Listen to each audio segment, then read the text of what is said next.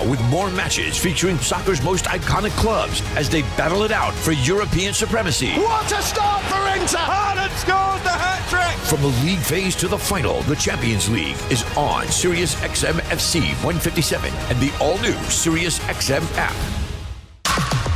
Blue Jays fans, your manager, Sean Schneider, joins MLB Network Radio every other Wednesday at 11 a.m. Eastern. It took a little bit of time for this newer group to mesh a little bit and feel comfortable, but they're playing well. They're hitting the ball hard. We're hitting some more home runs, and it's been really nice to see these young guys come up and mature on the fly a little bit. Managers at the mic on MLB Network Radio, Sirius XM 89 and the Sirius XM app. Fantasy football players, from start-sit decisions to waiver wire advice. Win your fantasy football league with Fantasy Sports Radio, Channel 87, and on the Sirius XM app.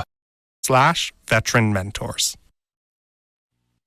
This slams the ball to right field, way back, way gone! Is Toronto Blue Jays baseball. Low rounding and heading for second, the throw! In time! On the Sportsnet Radio Network.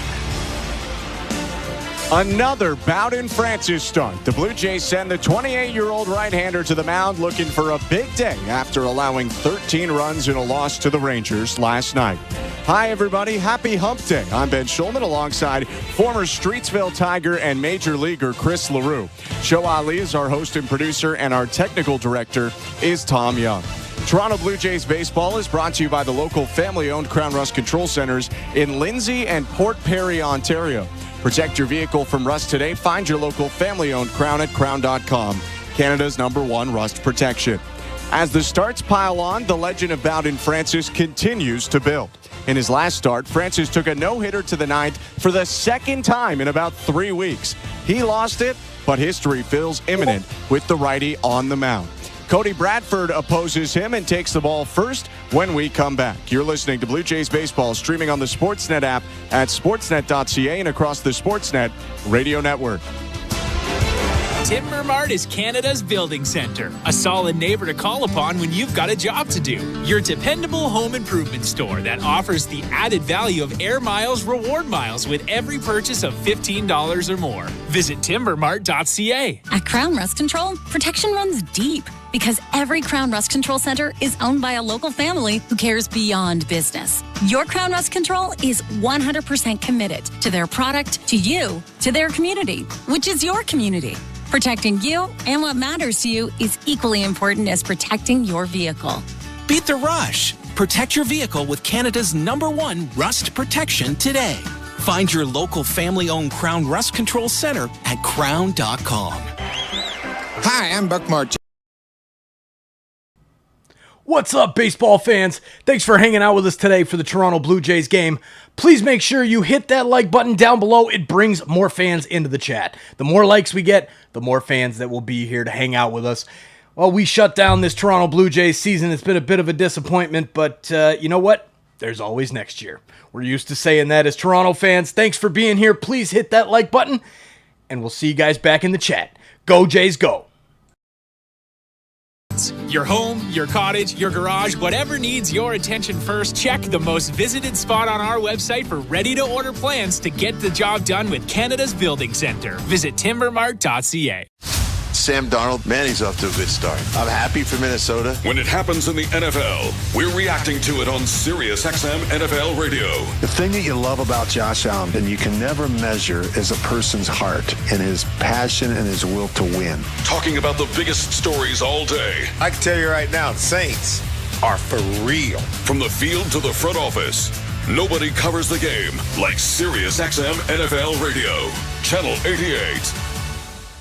Blue Jays fans, after this game, get back to what's really important. Your fantasy football team. We're talking about it right now on Fantasy Sports Radio, Channel 87, and the Sirius XM app. Radio Network. You'd have to guess that Schneider or maybe Jimenez, the 9-hitter on deck, are about as deep as Uvalde's going to get. His 93rd pitch of the day now. Swing and a fly ball left center field. Langford back at the track, looking up. He's done it again. Davis Schneider homers in a third straight game. His temperament, his work, his attitude, his effort, never wavered, and I think that's a big reason why we stuck with him, why I stuck with him, why we have confidence in him. That's impressive for a young guy who came in, historic debut, and it's tough to kind of just keep doing what he knows how to do. So you got to give him a lot of credit, but he did. He stayed consistent through a lot of tough times, and it's nice to see him get rewarded a little bit. That's Blue Jays manager John Schneider talking about Davis Schneider, who's been to the mountaintop, to the deepest part of the valley, and now he's on the way up again. I'm Ben Schulman alongside Chris LaRue as we get to Game 2, Chris. You heard it there a second ago. Davis Schneider has homered in 3 straight games. Yeah, well, I said it last night on the broadcast. I'm not really sure what to make of this hot streak of Davis Schneider. You said there was such a valley in his season. It's pretty awesome that he can come back at the tail end of this season and have the run that he's having. He's just swinging at better pitches. He's making better decisions. Is he on the roster next year? Who knows? But this has got to be great for his confidence. Absolutely, and he helped the Blue Jays come back from down 7-3 yesterday, but they ended up falling in the game 13-8 to the Texas Rangers. And because of that, the Bet365 standings look like this. At Bet365, you can watch thousands of live games, build your own bet, can even make a bet while the game's still being played.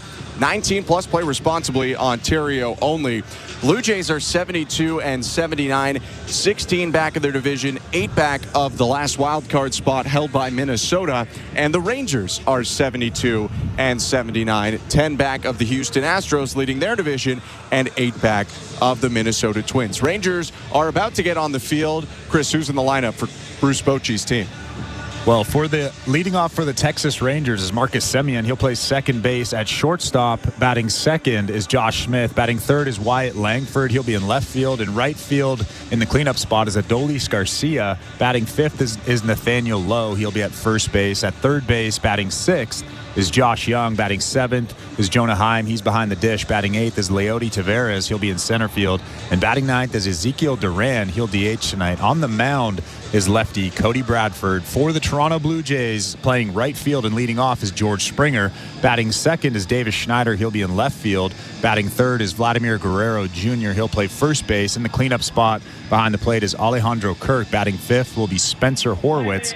He'll be DHing tonight. At shortstop is Ernie Clement. He'll bat sixth. At third base, batting seventh is Addison Barger. Batting eighth is Leo Jimenez. He'll play second base.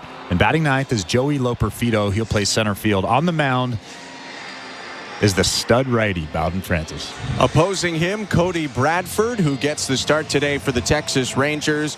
Bradford making his 12th start and his 13th appearance of the year, 5-3 with a 3.97 ERA, and he's a lefty that makes you earn it. 60 strikeouts, only 10 walks in 65 2/3 innings pitched. Yeah, he doesn't really have overpowering stuff, but what he does have is command. He has really great command of a changeup that's about 12 miles an hour less than his fastball. The arm speed is the exact same. The release point is the exact same.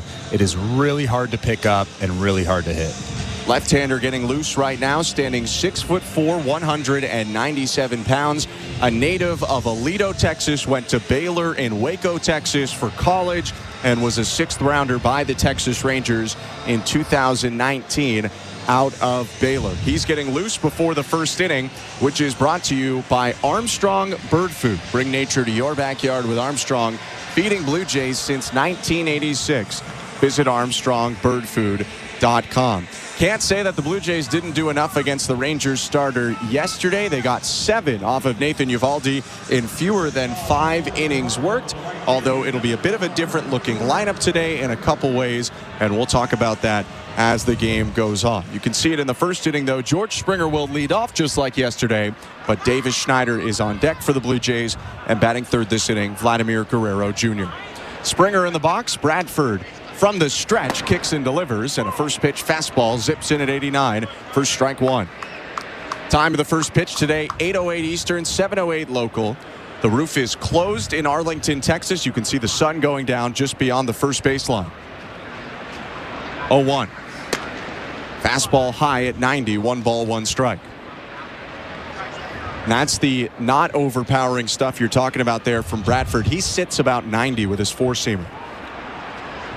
Lefty rocks and deals. And the 1-1 is a changeup hit foul, 1-2. And he'll throw that changeup anywhere from about 78 to 81, 82 miles an hour. That one right there was about as hard as it gets, 82 miles an hour, but still really good. You can see George Springer was way out in front of it. Springer stands straight up from the right side, 223 batter. The 1-2. Swing and a miss, strike 3, elevates at 91 and gets Springer for the first out. Cody Bradford is just a pitcher. Like you said, not overpowering, doesn't have great stuff, but what he does have is a good feel for the game.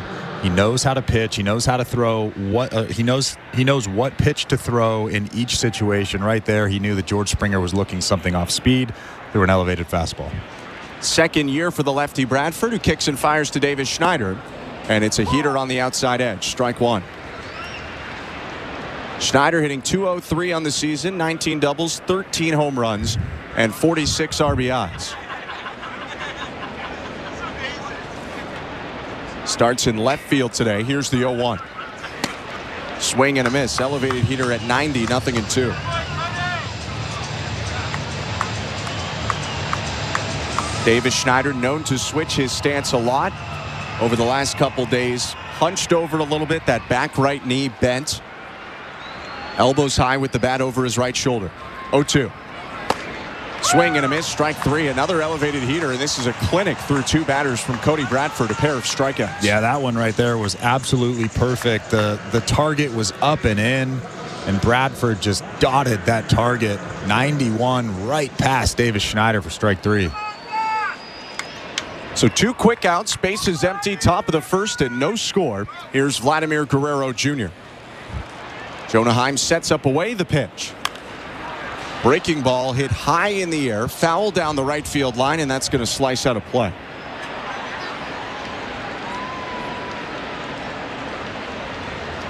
Could understand if Bradford is pitching with a little bit of fire in him right now. He's coming off his career worst performance. 3 2/3, 9 hits, 8 earned runs against the Arizona Diamondbacks on the 11th. The 0-1.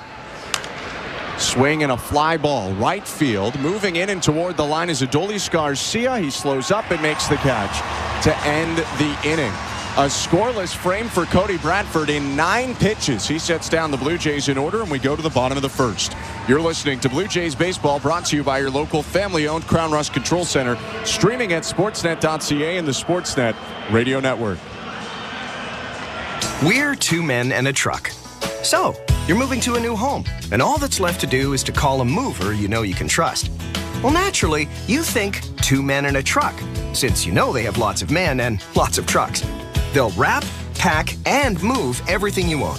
With a 96% referral rating and the professionalism you can trust, the choice is simple.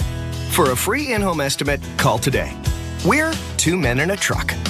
2 men and a truck, the movers who care. It's time to celebrate you with the Party at the Ballpark. On Friday, September 27th, dial up your fall wardrobe with the Blue Jays Fanal Giveaway presented by TD. They go back-to-back in the bottom of the 9th. How much fun was that? It is loud here at Rogers Center, and 40,000 are chanting his name. Get ready for good vibes and a chance to win great prizes. What a weekend for the Blue Jays. Fan Appreciation Weekend, presented by TD, September 27th, 28th, and 29th. For tickets, visit BlueJays.com. At Bet365, we don't do ordinary. That's why we introduced in-game betting. Because when the game starts, the action doesn't stop. With in-game betting, you can wager on game props, player props, totals, and the money line.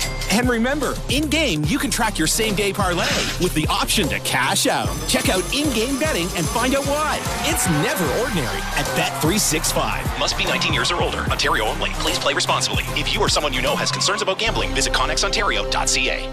This is Toronto Blue Jays baseball. Sprinting back, Varsho curling at the track. He leaps, and he made the catch! On Sportsnet 590 The Fan and the Sportsnet Radio Network. Bowden Francis takes the baseball from third baseman Ernie Clement as we come back to Globe Life Field in Texas in the bottom of the first inning. Thanks so much for tuning in tonight. No score, Blue Jays and Rangers. And for Francis, his 26th game of the year, 12th start. 8-4 with a 3.5 ERA in 92 2/3 innings. 6'5", 28-year-old right-hander digging into the rubber, looking in at Marcus Semien. He now winds and delivers. And it's a fastball outside, ball one. Manning the plate today is Mike Estabrook. Jacob Metz at first. Eric Backus at second. Laz Diaz mans third. 1-0. Called strike. Somehow, if you missed it, Francis took a no-hitter to the ninth in his last start. Went 8 innings, 8+, allowed 1 hit, 1 earned run, only 1 strikeout in 111 pitches. His 1-1. Inside, ball 2. I think the biggest thing with that start is he just pounded the strike zone, quality strikes. He wasn't just trying to throw it down the middle. He was making quality pitches up in the strike zone, down in the strike zone. It's really why he didn't strike out anybody. 2-1. Swing and a liner left field and down for a base hit, and it bounces past Schneider to the warning track. Semien around first, headed into second. Loperfido gets it back in, and that'll be a base hit for Marcus Semien. He's on second to start the game. And Marcus Semien absolutely hammered that baseball. It was an elevated fastball at 91, but Davis Schneider should have played that ball in front of him on a hop. Instead, he thought that he had a chance, kind of made an awkward attempt at, I don't know what that was, but you need to keep that ball in front of you, and instead Marcus Semien is standing on second base. They rule it a double for Semien, his 26th of the year, so there won't be a no-hit bid today. Here's Josh Smith. Francis in the stretch, looks at second in the pitch. Called strike. To go back to what you were talking about before Semien doubled, his relentless attacking of the zone last start, it was even more underscored by the fact his stuff was not all that good in his last start, and he'd admit it. Right-hander set, looking out at second, kicks and fires. Curveball bounces in, ball one. But the thing about the stuff versus the quality of the contact from the Mets, it wasn't great. There wasn't really many hard hit balls, a lot of weak contact. And that tells you that he was really pitching. He wasn't just throwing in his last start. 1-1.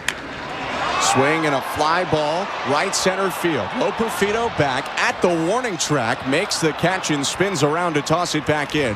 Semien tags from second, advances to third, and that was a splitter left up, but it just stayed inside the yard for the first out. And now you see why it's important that Davis Schneider keeps that ball in front of him. Instead, Marcus Semien would be on first base, potentially second base, tagging from first to second, but now he's on third base with 1 out.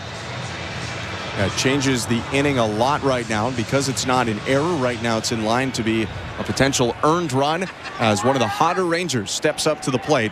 Wyatt Langford with no score in the infield in, 1 out, bottom of the first. Right on right, Francis is going to step off first and reset the clock. For Francis in his last start, not only was the velocity diminished to more 89-90 with the fastball, the stuff was just a little bit different. His fastball was cutting a little bit. His pitch to Kirk. Slider for strike one. And all of his pitches just had a little bit different movement than before. Talked to Brian Servin a day after that start, and he said they kind of had to improvise their game plan a little bit because the splitter wasn't quite doing what it usually does. The fastball was different, and they just figured it out on the fly. 0-1 pitch, high, 1 ball, 1 strike. And I guess we should mention that Alejandro Kirk is catching tonight. Brian Servin was DFA'd a couple of days ago. I was pretty shocked by that. You stole right where I was going. That's good on you. Brian Servin not with the team now. Tyler Heineman has replaced him. 1-1. Swing and a liner foul left field line. And Francis ahead of Langford 1-2.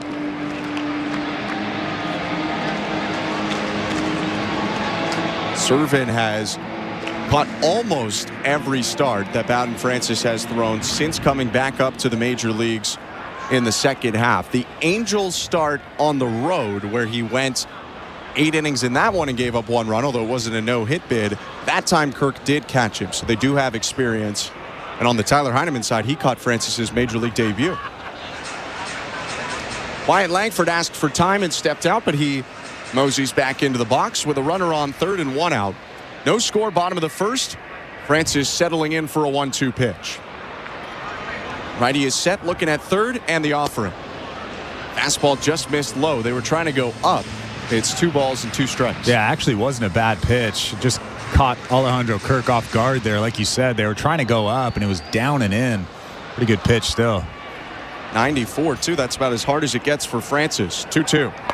Swing and a miss. Strike 3. Went to the slider and struck out Langford a huge second out. Yeah, that's a big pitch. In that situation, you definitely want to go for the strikeout. The infield's in.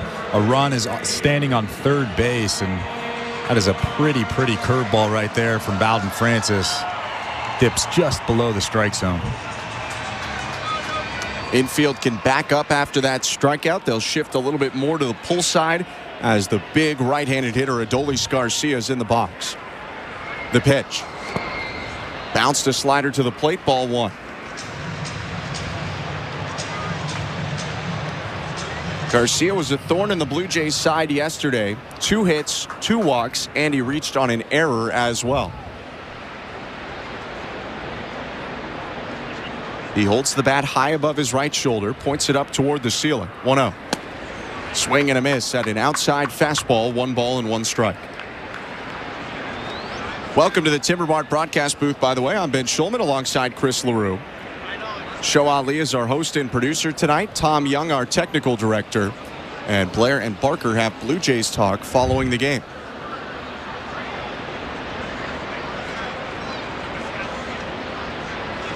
The 1-1. Fastball just missed off the plate outside. 2 balls and 1 strike. Ooh, that fastball is darting through the strike zone tonight. That fastball was 93. He's been about 92 to 94 tonight already. I think that's got to be a good sign coming off 111 pitches for Francis. Trying to strand that leadoff double of Semien. Base runner on third. 2-1. Breaking ball hit foul, 2-2, and he seems to have a lot with both of his breaking balls tonight, the curve and the slider. Right, that's one thing I was looking, along with the chemistry between Alejandro Kirk and Bowden Francis, was the fatigue factor. Throwing 111 pitches, he threw a 116 in I think it was 2 starts before that. So he's thrown a lot of pitches over the last 4 or 5 starts. His 2-2. Bounced a curveball in front of the plate, got stuck in the mask of Alejandro Kirk. And I'm not sure that the umpire saw it, because technically if it gets stuck in there, you could award an extra to the base runner, but Kirk wisely got it out quickly, and nothing bad has happened to the Blue Jays so far. So it's a full count. Semien still on third and 2 outs. That is a brutal rule, by the way. It does. Yeah, it sucks. 3-2. Called strike 3. 94 right over the heart of the plate. Freezes Adolis Garcia and ends the inning. Leadoff double, no problem. Francis leaves him on third, and it's a scoreless game going to the second. You're listening to Blue Jays Baseball, brought to you by your local family-owned Crown Rust Control Center, streaming at sportsnet.ca and the Sportsnet Radio Network. Live American music in support of homegrown food. Welcome to Farm Aid, the concert for America. I can't wait to get on the road again. Catch a star-studded benefit concert featuring Willie Nelson, Neil Young, John Mellencamp, Dave Matthews, Margot Price, and more. Whiskey River, take my mind. Farm Aid 2024. All day Saturday on Willie's Roadhouse, Channel 61, and Dave Matthews Band Radio, Channel 30. Sirius XM has everything a college football fan needs. He's in trouble, and down he goes. The ball comes out. All the big games are on the Sirius XM app. Down the sidelines, midfield. It's a race. Picking them up, putting them down. Plus, hear daily in-depth analysis on College Sports Radio, Channel 84. There's not a lot of holes or weaknesses on that football team, and they've got the goods where you want to have the goods for a championship caliber roster. Our experts get you ready for game day every day on Sirius XM and the Sirius XM app. A new year in the NBA is right around the corner, and NBA Radio has you covered. Tatum muscles it up and in, scoring the foul. Our experts are breaking down the entire league. That's going to be a fun team to watch. And bringing you inside the locker room. It is a must-win game. Basketball season is just weeks away, and your 24/7 home for hoops is SiriusXM NBA Radio, Channel 86, and the all-new SiriusXM app. 24/7, 365 coverage of all things NASCAR. All things NASCAR Happens exclusively on SiriusXM NASCAR Radio, Channel 90. The second inning is presented by Bet365. At Bet365, you can bet live in-game on game props, totals, and the money line. Download the app and find out why it's never ordinary at Bet365. 19 plus, play responsibly. Ontario only. 0-0, Blue Jays and Rangers. Top of the second starts with Cody Bradford dealing to Alejandro Kirk. Pitch on the way. Line to right field, hanging up though, and it's going to be caught on the run by Garcia, moving to his left. Pretty good contact by Kirk on the first pitch of the frame, but one out. Really nice piece of hitting there. Good fastball from Bradford on the outside part of the plate. And again, Alejandro Kirk has been so good at going the other way recently. That one right there, he hammered it to right field, but right into the glove of Garcia. And the good start continues for Bradford. 4 outs on 10 pitches. It took Nathan Eovaldi over 40 pitches to get 4 outs yesterday. Spencer Horwitz is up, 1 down, and the left-on-left fastball is in there at the knees. Strike 1. 88th game of the year for the DH Horwitz. .272 batter, 18 doubles, 12 homers. 0-1. Swing and a fly ball left field line. Moving over there, Wyatt Langford into foul territory, and it banks off of a railing just on the concrete where the section of fans ends and the field begins. Horwitz stays alive, 0-2.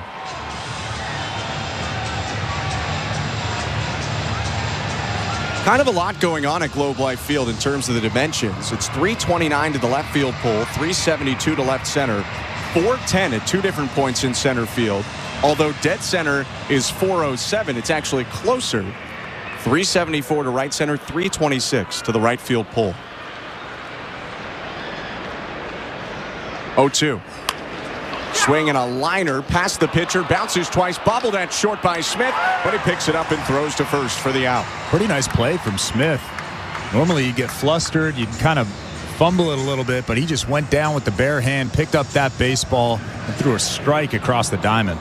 And Smith is doing fill-in duty right now in some pretty big shoes for the injured Corey Seager. 2 down, nobody on. Bradford, the lefty, deals now to Ernie Clement, a right-handed hitter.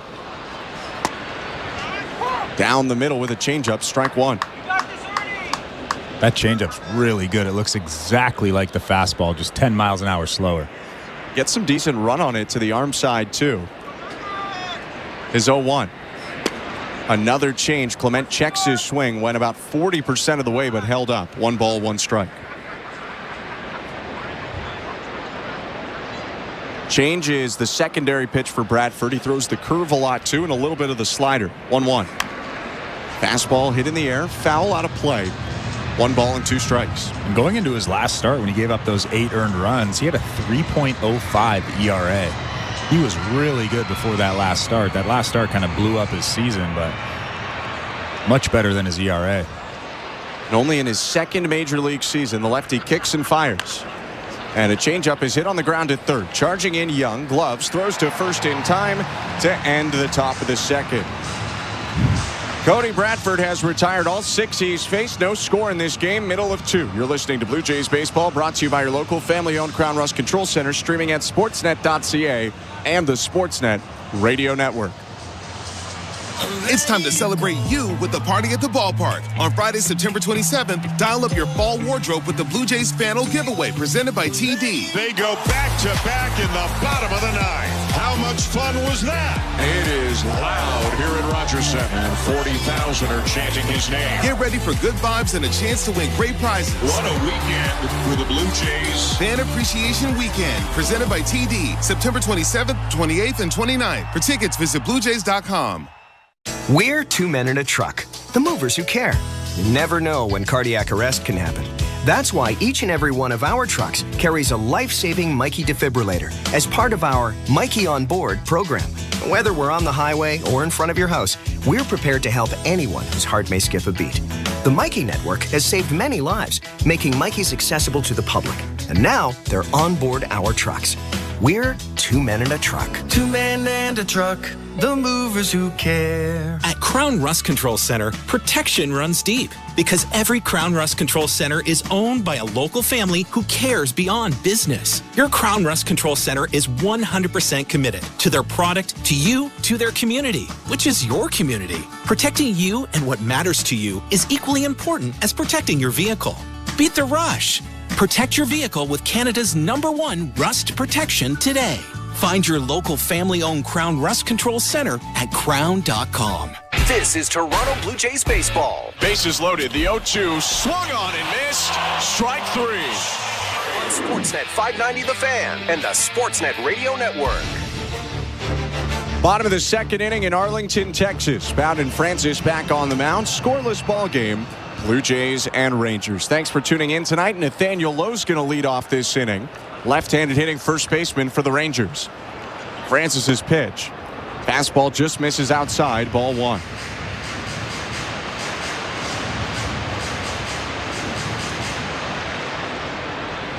Francis stranded a leadoff double last inning is 1-0. Called strike 1-1. And it was just another look into that unflappable mentality of Bowden Francis, who never seems to be faced.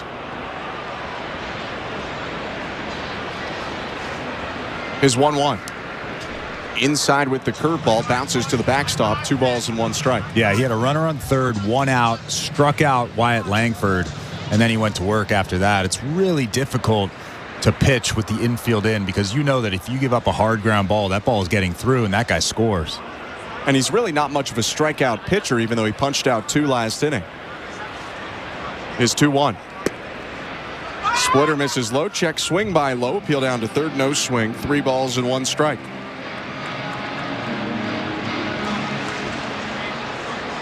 Nathaniel Lowe, a .266 batter, 14 doubles, 13 home runs, 59 RBIs, 3-1.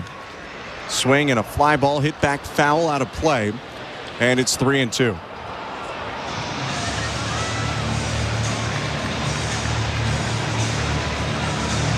Lowe kicking some dirt aside with his left foot in the lefty box. He's a patient hitter. He strikes out a fair bit, but he also leads the Rangers in walks with 65. Open stance, left knee bent. He awaits a 3-2. Outside ball 4 and a leadoff walk for Nathaniel Lowe. That was really close. Alejandro Kirk is so good at framing, and he made that pitch look like it was right on the black outside. Really close pitch from Bowden Francis, but watching that replay, it looks like a ball. Hopefully not a trend to continue for the Blue Jays or Francis. Toronto issued 9 free passes in yesterday's loss, 10 if you count hit by pitches in the mix. And they gave up 13 runs. Pitch now to Josh Young, inside with the fastball, through the sinker that time, up and in, ball 1. Runner on first, nobody out, bottom of the second. Blue Jays and Rangers knotted up at 0 in game 2 of the series. 1-0 to Young. Fastball right over the plate, called strike.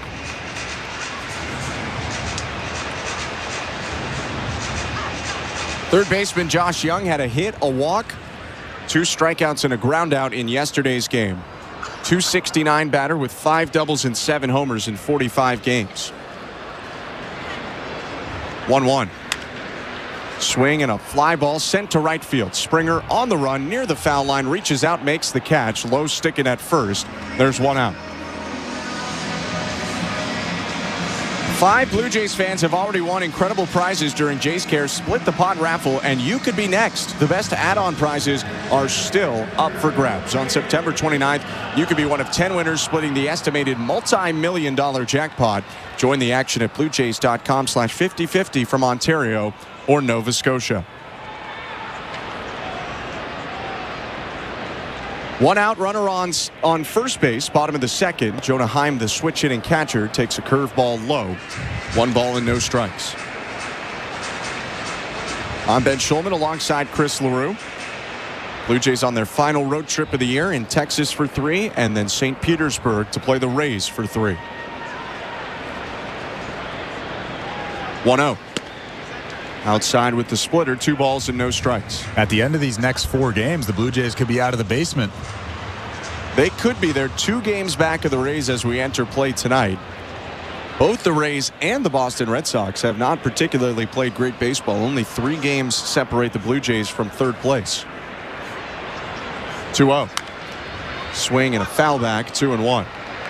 I don't know if that means anything, and probably just a consolation prize, but thought I'd point it out. It's a moral victory. Some people like those, some don't.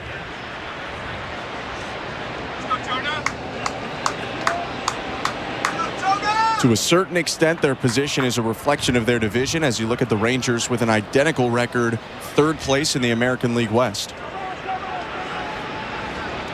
And a pitch clock violation now is going to be assessed to Bowden Francis, a pretty consequential one. A 2-1 count turns into a 3-ball, 1-strike count.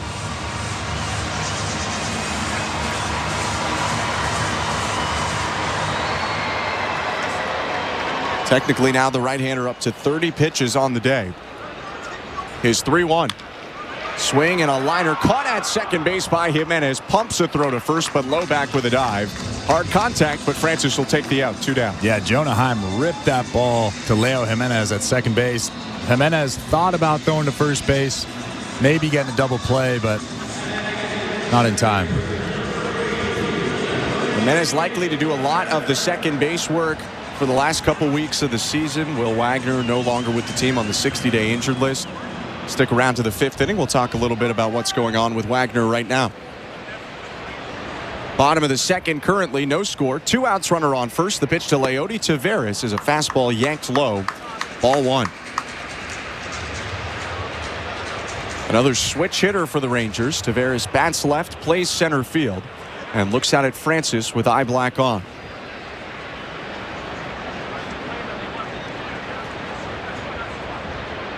A breath from the right-hander for the Blue Jays in the pitch. Curveball bounced just in front of the plate. Bobbled at third by Barger, and there's no play.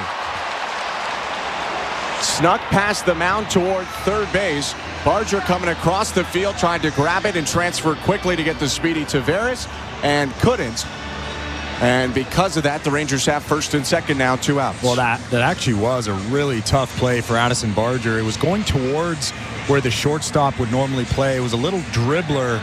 It got past Bowden Francis. Addison Barger knew that Taveras runs quickly, and even if he fielded that ball, watching the replay, he had no chance at Taveras at first base. And that's why they've decided to call it a base hit for Taveras. Like you said, on second look, there really wasn't anything to be done. So 2 outs, and Ezekiel Duran, the DH, bats for the first time in the series. The pitch. Called strike with a slider.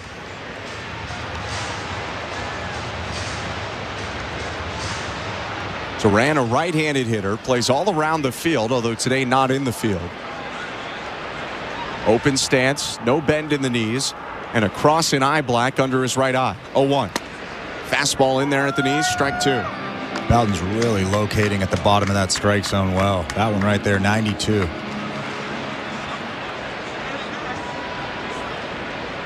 Trying to strand another runner in scoring position. Stranded Simeon at third last inning. Lowe's on second. Taveras on first in the 0-2. Fastball for strike 3. Planted it on the inside corner to get Duran looking and end the inning. No runs, 1 hit, 2 left for the Rangers. No score, Blue Jays and Rangers after 2 innings. You're listening to Blue Jays Baseball, brought to you by your local family-owned Crown Rust Control Center, streaming at sportsnet.ca and the Sportsnet Radio Network. We're 2menintruck.ca. We've got lots of men and lots of trucks, so get ready to be moved. Think 2menintruck.ca. So when you gotta move, all moving day. Think 2menintruck.ca. Cause all of us movers, Hey, baseball fans, thank you again for hanging out with us tonight. Are you new here, or are you already an insider? Have you hit that subscribe button yet? If you're new, please hit it and turn on that bell so you don't miss it when we go live for any of our live Toronto sports games. Whether it's the Blue Jays here, we're finishing the season up with them. We're going to be going live for every single MLB playoff game, as well as the start of hockey season, basketball season. We've got the Bills live right here on TSI, Argos. Thank you for being a Toronto sports fan. Thanks for being a sports fan in general. Now let's get back to the chat. Hope you're having fun. Chat it up. Go Jays, go. Bet365, we don't do ordinary. That's why we introduced in-game betting. Because when the game starts, the action doesn't stop. With in-game betting, you can wager on game props, player props, totals, and the money line. And remember, in-game, you can track your same-day parlay with the option to cash out. Check out in-game betting and find out why. It's never ordinary at Bet365. Must be 19 years or older. Ontario only. Please play responsibly. If you or someone you know has concerns about gambling, visit connexontario.ca. This is Toronto Blue Jays baseball. Runner going, throw down to second. They got him. On Sportsnet 590 The Fan and the Sportsnet Radio Network. The third inning is brought to you by the local family-owned Crown Rust Control Centers in Lindsay and Port Perry, Ontario. Protect your vehicle from rust today. Find your local family-owned Crown at crown.com. First pitch of the inning goes to Addison Barger, who hammers it to right field. Going back, Adolis Garcia with a leaping catch at the wall. And on one pitch, one heck of an out made in right field by Garcia. One down. Well, I think everybody in the ballpark thought that ball was out of here, but Adolis Garcia with an incredible catch. Bradford with both arms up in the air in appreciation. What a play. Maybe the first time that the Blue Jays really got a good chunk off of Cody Bradford. Barger hit it right to the 374 side in right center, but Garcia made the catch. Now the first pitch to Leo Jimenez, called a ball, 1-0. In fact, that wall changes height from about 7 feet to 10 or 12 feet. 1-0 pitch, called strike 1-1. And if Barger hits it a little bit to the left, it's the shorter part of the wall. Maybe Garcia catches it anyway, but it wouldn't have gone out because it was going to the high part of the wall.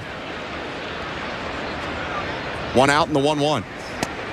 Called strike 1-2. But nevertheless, an incredible catch. Really, really nice play from Adolis Garcia out in right field. Known for the stick, Garcia was a Gold Glover for the Rangers last season, too. 1-2.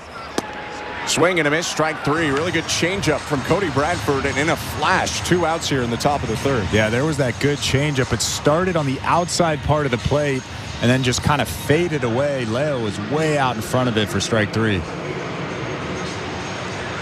I know Bowden Francis is pitching for the Blue Jays, but it kind of feels like recent Bowden Francis is pitching for the Rangers right now. 22 pitches for Cody Bradford to get 8 outs. His pitch to Joey Loperfido, called strike with the slider, 0-1. Hey, man, we deserve this after 3.5 hours last night. They deserve this a lot more than we deserve this. Everybody deserves this. The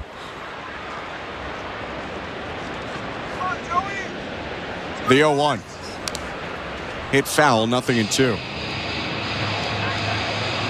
Base is empty, 2 outs, no score, top of the third.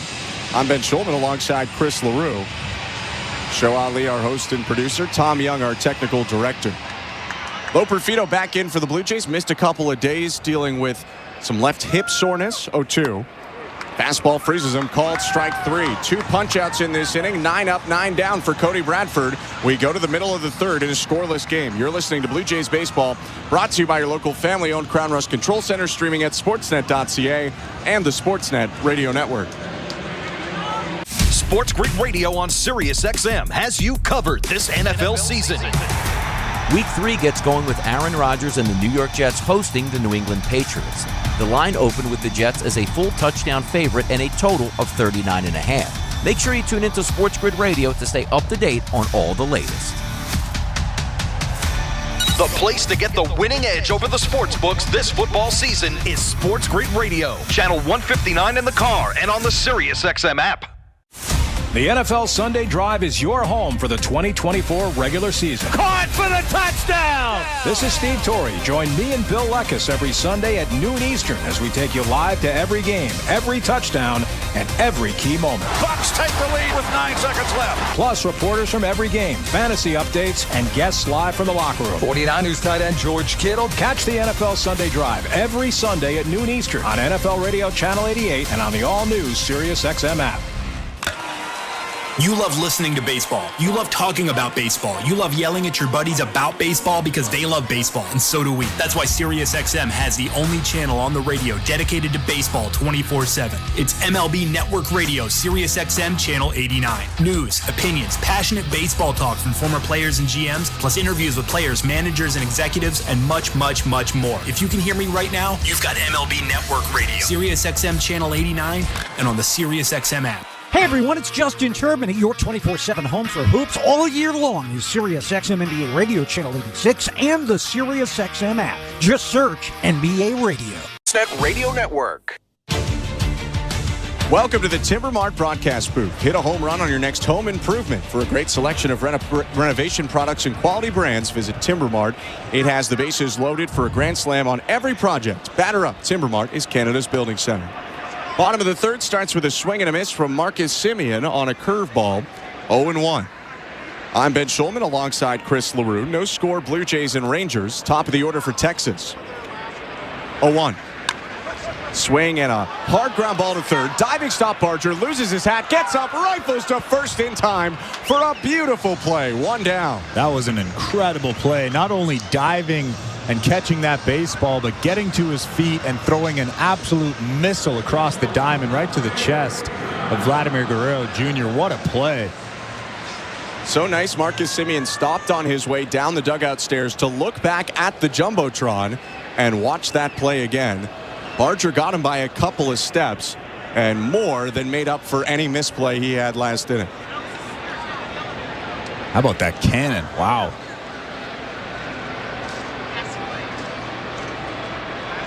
One down after the beautiful play by Barger. And the first pitch to Josh Smith on the inside edge, strike one. That throw 86 miles an hour out of the hand of Addison Barger. Seems harder than that. 0-1 curve downstairs, 1-1. From a standing position or stepping into his throw, he's routinely low to mid 90s. Maybe a little off balance there, but still to be able to make that throw hopping up, pretty impressive. 1-1. Swing and a soft liner over the head of the second baseman Jimenez down in right field. Smith around first, he'll hold up there. It's a one-out single for the Rangers shortstop. Well, Josh Smith got jammed on that splitter from Bowden Francis, but he was able to muscle it over the second baseman for a base hit. Maybe a bit of an evening of the scales from the baseball gods as well after the hard ground ball was reeled in for an out. Softer contact drops in for the Rangers, and Wyatt Langford steps up with a runner on first.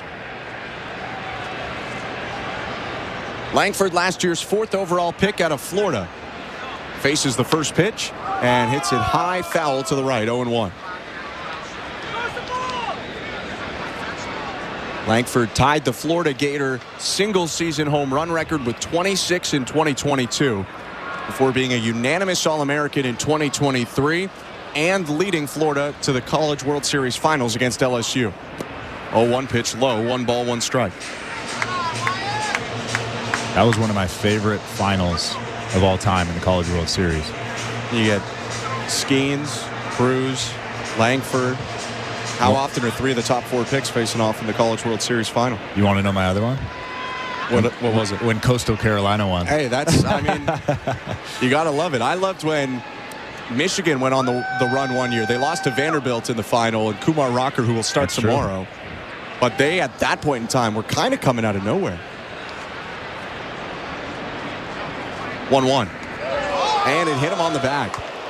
Lost command of that sinker. It ran in and got Langford, who turned away from it. He's all right. Jogs down to first. Smith up to second. Well, they were trying to come inside with that fastball, but it, like you said, it just got away from him and actually drilled Wyatt Langford right in the ribs. It can't feel good. Yeah, he tried to curl out of the way, but still took it. But he never showed any sign of any pain. Curled up for a sec and then dumped the bat and jogged down to first. So 2 aboard here. Adolis Garcia up. Second time he's come up today, both in big spots. Scoreless game. Francis looks at second and deals home. Fastball outside, ball 1.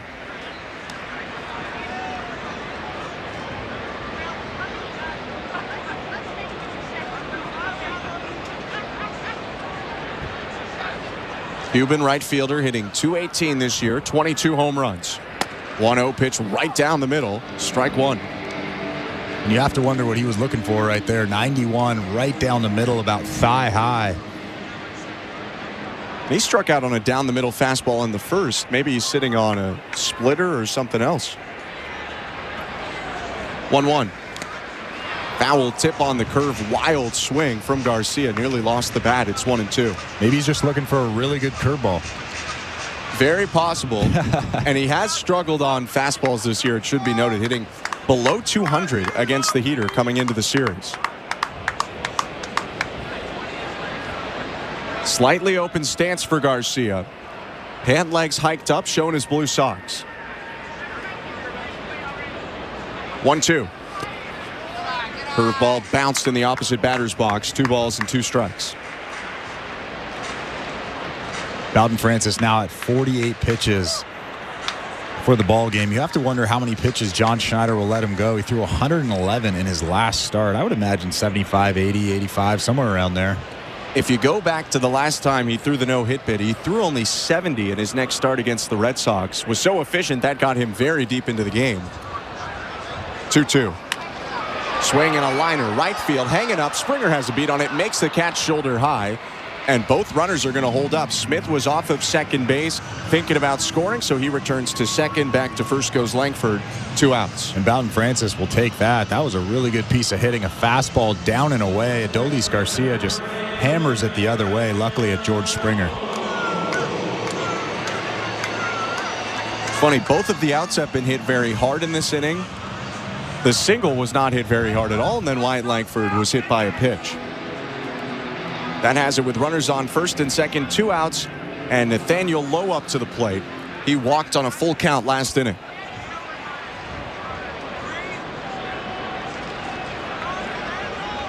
Pitch number 50 from Bowden Francis on the way. It's a fastball down the middle, strike one.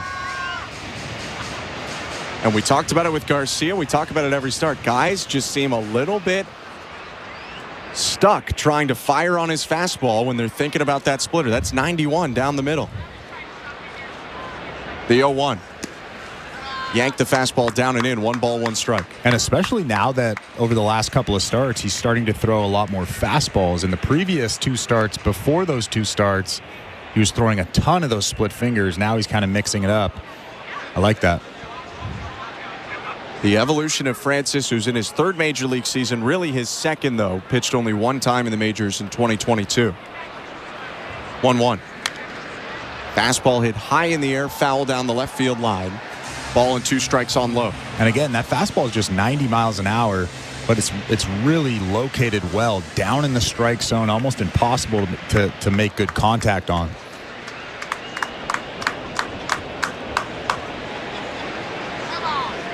Francis set at the belt, looks at second, kicks and fires home. And misses down and away with the splitter, 2-2.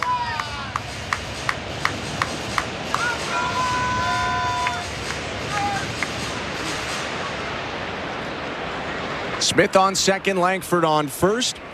59 RBIs on the season for Lowe. 2-2. Ground ball hit foul right side. Another splitter delivered low of the zone. This time Lowe went after it and just got the top of it.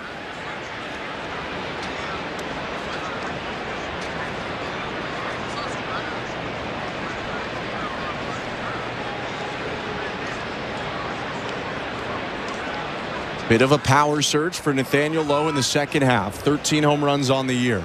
2-2 pitch is hit in the air. Shallow left field. Racing in Schneider. Going back. Barger into foul territory. Slides into the wall. And it goes just over the fence. Out of play on the side. Still 2-2. That was a scary situation. Addison Barger does a good job sliding and stopping himself. But if he ran any further, he would have ran right into that short wall out there in foul territory down that left field line. Had the presence of mind there to peek down, get into the slide last second. Said something to Ernie Clement as they both walked back to position.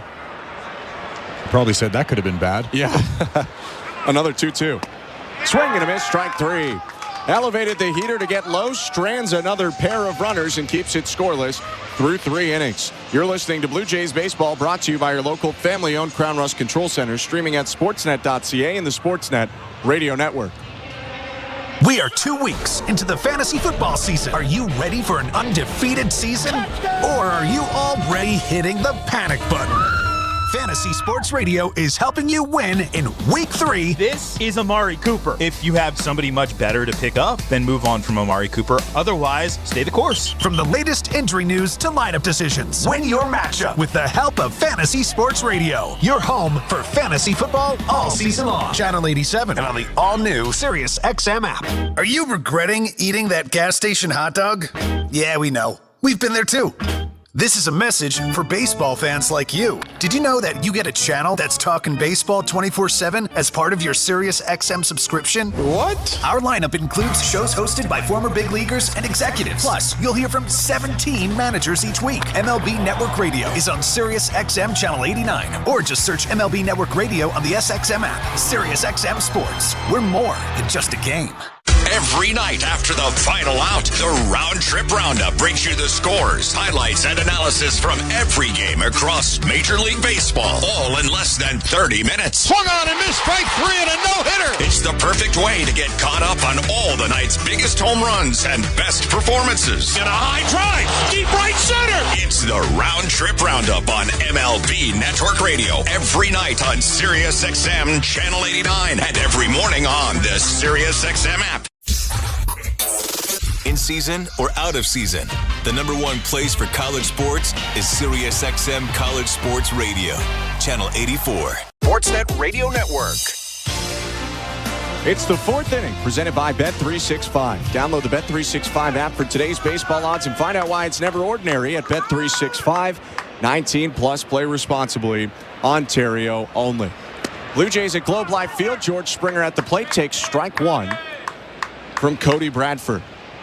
Scoreless ball game, but it's been very different for the two starters so far. Francis has stranded 5. Bradford hasn't allowed a base runner. 0-1. Hit off the end of the bat slowly on the ground down the first baseline. Backhanded by Bradford. Glove flip to first, and it beats the head-first dive of Springer. 1 out. That was a really nice play. Bradford was pretty calm making that play.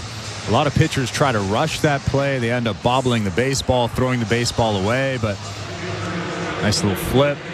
Route number 1. The demeanor of Bradford has been talked about positively from Bruce Bochy and Chris Young, the general manager of the Rangers. Pitcher in just his second year and only pitched part-time last year in the majors. His pitch to Davis Schneider, down and in ball 1. Bradford came up in May last year through 56 innings total. But in AAA, he won the Pacific Coast League Pitcher of the Year, 9-2 with a 3.6 ERA. 1-0. Swing and a mile-high pop-up behind the plate. Heim, holding the mask in his right hand, watches it fall out of play. It's 1 ball and 1 strike. Just another changeup, 81 miles an hour, right down the middle. You can see just how good it is. Davis Schneider was way out in front of it, but there's not much to it. It's just a lot of change in velocity and the exact same arm speed. And he's really set up Schneider because of all the fastballs he fed him in the first inning when he struck him out. 1-1 pitch is a changeup hit on the ground to third. Rolls into the glove of Young. Overhand throw to first beats the sprinting Schneider. 2 outs. Welcome to the Timber Mart broadcast booth. I'm Ben Schulman. To my left is Chris LaRue. And Cody Bradford, an out away from 4 perfect innings. Vladimir Guerrero Jr. stepping up for Toronto. And what else is new? 4 scoreless innings from Bowden Francis as well. Top of the 4th, no score, 2 down. Left on right pitch to Guerrero. Fastball at the top of the zone, strike 1. Sorry, 3 scoreless innings from Bowden Francis. Francis has thrown over 50 pitches. Bradford about to deal his 32nd of the game. It's on the way. And Guerrero hits it high foul to the right. 0-2. This season, Cody Bradford's dealt with a bit of adversity. Broke camp with the Rangers in the rotation. They've had a lot of injuries to their rotation this year. He wasn't really coming into spring as a starter, more of a swingman. 0-2. Down and away with the change. So Bradford breaks camp and dominates in 3 starts. A 1.5 ERA in 3 starts. And then he hit the injured list with a rib stress fracture. Went to the 60-day. Didn't come back until late July. 1-2. Up and in with the heater. Guerrero moves his hands out of the way. 2 balls, 2 strikes. That injury is why it's only the 12th start, 13th appearance overall for Bradford on the season. His 2-2. Vlad hits a chopper to third on 1 bounce, speared by the third baseman Young, turns his feet, throws to first, and that's 4 perfect for Cody Bradford. No score, Blue Jays and Rangers, middle of the 4th. You're listening to Blue Jays Baseball, brought to you by your local family-owned Crown Rust Control Center, streaming at sportsnet.ca and the Sportsnet Radio Network. Timber Mart is Canada's building center, a solid neighbor to call upon when you've got a job to do. Your dependable home improvement store that offers the added value of Air Miles reward miles with every purchase of $15 or more. Visit timbermart.ca. Hi, I'm Buck Martinez, live from the showdown between pizza, and inflation. First to the plate, with over 2 million sold, it's Fixed Rate Pizza, a hot and fresh extra-large 4-topping pizza for a fixed price of $17.99 until the end of 2024. Here's the delivery. And inflation strikes out. That's a swing and a drive for Fixed Rate Pizza. Lock in yours today. Order pizza.ca. Timber Mart always has plans to help you with your plans. Your home, your cottage, your garage, whatever needs your attention first, check the most visited spot on our website for ready-to-order plans to get the job done with Canada's building center. Visit timbermart.ca. At Bet365, we don't do ordinary. That's why we introduced in-game betting. Because when the game starts, the action doesn't stop. With in-game betting, you can wager on game props, player props, totals, and the money line. And remember, in-game, you can track your same-day parlay with the option to cash out. Check out in-game betting and find out why. It's never ordinary at Bet365. Must be 19 years or older. Ontario only. Please play responsibly. If you or someone you know has concerns about gambling, visit connexontario.ca. This is Toronto Blue Jays baseball. Out of here! Out of here! Davis Snyder wins it! On Sportsnet 590 The Fan and the Sportsnet Radio Network. Bottom of the 4th inning, Blue Jays and Rangers scoreless right now at Globe Life Field. I'm Ben Shulman alongside Chris LaRue. Thanks for tuning in tonight. Bowden Francis has stranded a lot of runners, but he's kept the Blue Jays in this scoreless tie. Right-hander faces Josh Young, Jonah Heim, and Leody Taveras here in the bottom of the 4th. Yeah, sometimes it's not about how pretty it is. It's just about getting it done, and Bowden Francis so far is getting it done. The wind from the righty is pitched to Young. Fastball hit back foul, 0-1. We've probably been spoiled a little bit with how pretty it has been for Francis over his last handful of starts. You go back to August 7th, he has the 4th best ERA in Major League Baseball. 0-1 curve, waved at and missed, 0-2. It's a 1.5 ERA since August 7th. Only Framber Valdez, Pablo Lopez, and Chris Sale are better over that stretch, and they're all aces on their teams, all playoff teams or playoff hopefuls.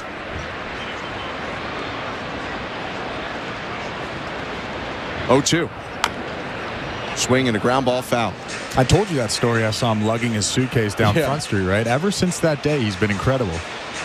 He just had to move into Toronto for real.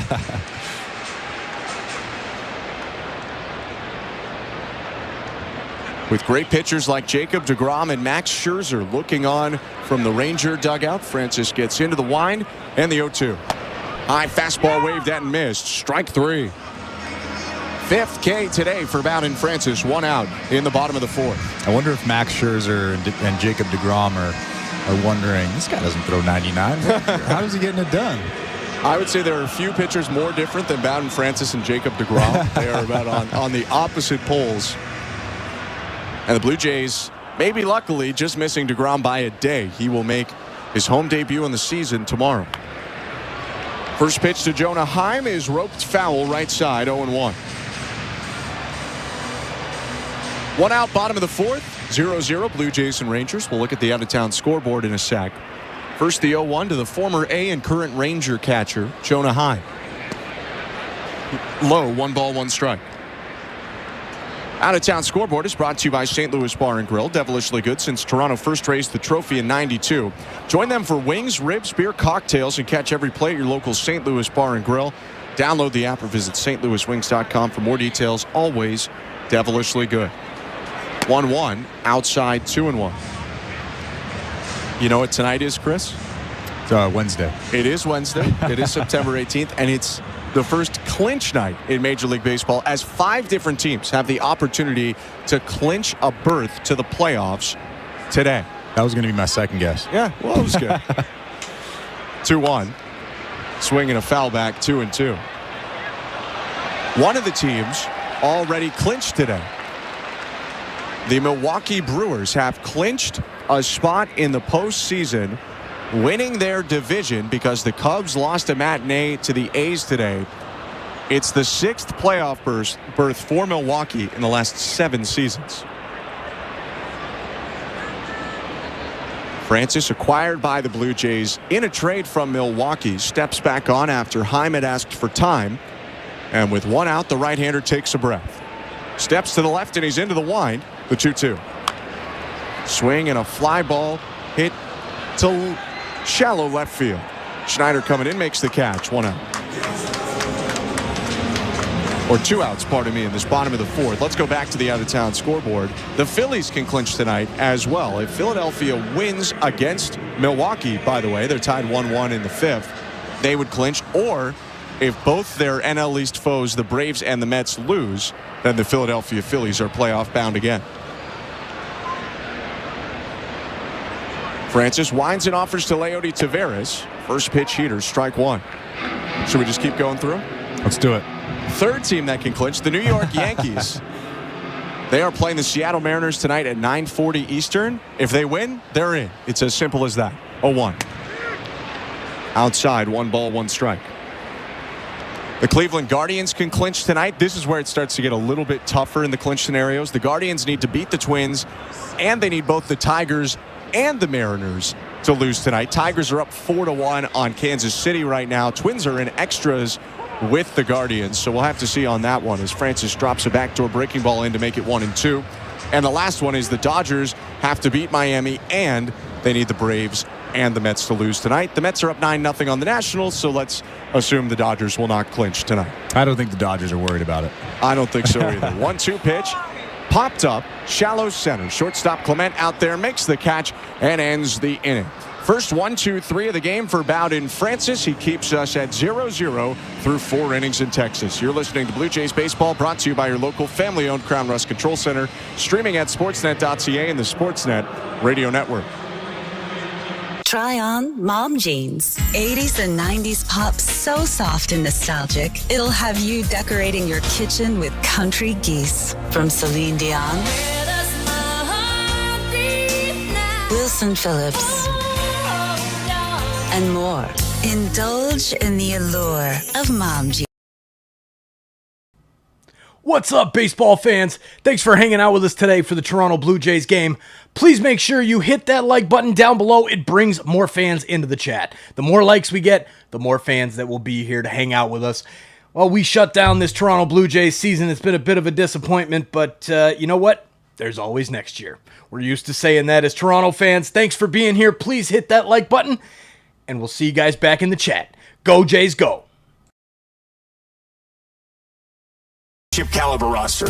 Our experts get you ready for game day every day on SiriusXM and the SiriusXM app. Wake up! Wake up, everybody! This is Steve Phillips from the leadoff spot on MLB Network Radio. Join me and former Major League Baseball players Eduardo Perez and Xavier Scruggs as we react to all the latest news and scores across baseball and have plenty of fun along the way. Steve, you were so right about that. I don't know if anybody else thinks we're funny, but I think we're funny. Why are you putting us or we into this? The leadoff spot, weekdays at 7 a.m. Eastern on MLB Network Radio, Channel 89, and on the SiriusXM app. Fantasy football players, from start-sit decisions to waiver wire advice. Win your fantasy football league with Fantasy Sports Radio. Channel 87 and on the SiriusXM app. At Radio Network.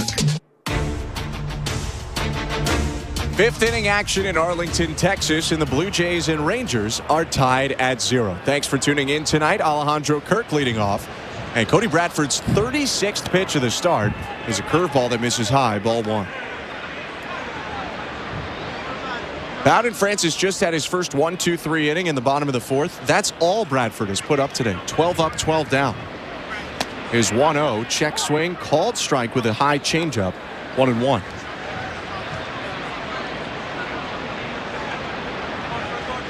Part of the reason Bradford's been so good, he just threw his 30th strike in 37 pitches. Lefty tucks the ball in his glove, pressed against his chest, the 1-1. High with the heater, ball 2.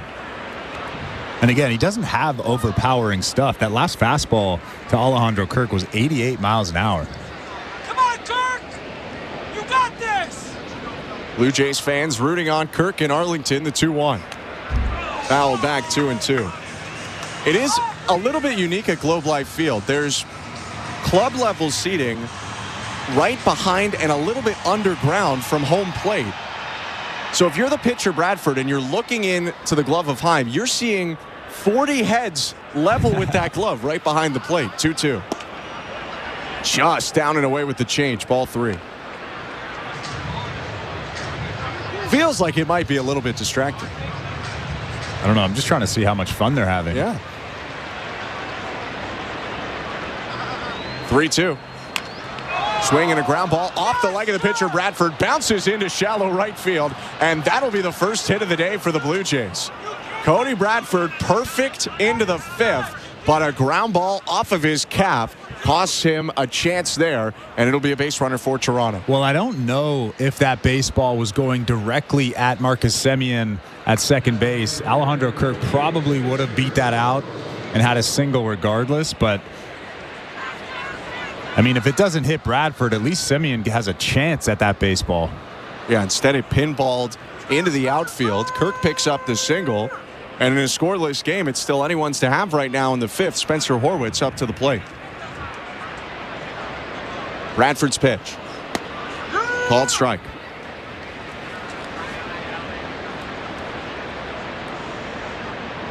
You go back to June 18th of last season, Spencer Horwitz made his major league debut in this ballpark against the Texas Rangers.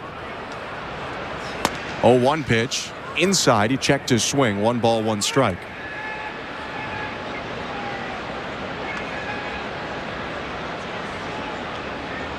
Horwitz came up for his first major league at-bat that day against John Gray in the 2nd, and he hit a ground ball through the right side for his first major league hit. 1-1. Outside, 2-1.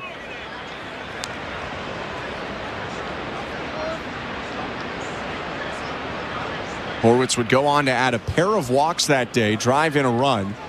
But the Blue Jays were on the wrong side of a big comeback, lost 11-7. 2-1 pitch misses low, 3-1.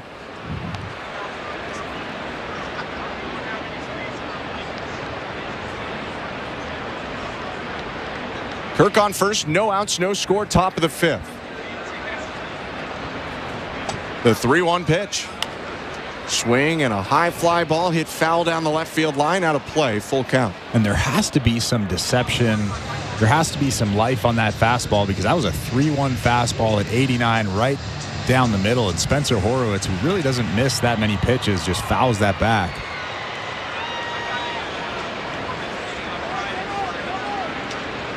For those who feel the game is too much about velocity and throwing rather than the art of pitching, today is not one of those days. You got 2 starters who are going to top out at about 92 to 94 at most, working their way through major league lineups. No score, top of the 5th. The 3-2 to Spencer Horwitz. Hit on the ground, foul down the first baseline, barehanded by Mark Budzinski, Blue Jays first base coach.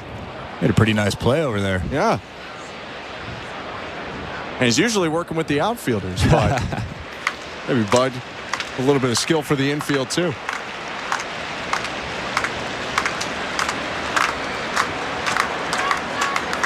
Another 3-2. Swing and another foul ball. Change up middle in. Horwitz just couldn't get inside it. Hit it off the handle of his bat. Now he's checking that bat to make sure he didn't break it. That's a pretty tough pitch. 3-2 count. You're expecting something hard. You're not expecting a changeup from a left-handed pitcher to a left-handed batter. A pretty rare pitch. And Bradford just really comfortable with that changeup. It didn't even really hit his spot, but a lot of movement on that pitch. Just getting guys off balance. A third straight 3-2 offering from the lefty. Swinging a liner, left field, down for a base hit in left center, and it bounces past Langford, rolling to the track. Kirk on his horse headed to third. They'll stop him there. Horwitz strides into second. It's a double for the Blue Jay DH, and Toronto has second and third. Nobody out. Well, that was a fastball almost on the black outside, and Spencer Horwitz just hammered it past Wyatt Langford in left field. It's a good call by third base coach Carlos Fablis to hold Alejandro Kirk at third base. There's nobody out in this inning. No sense in sending him.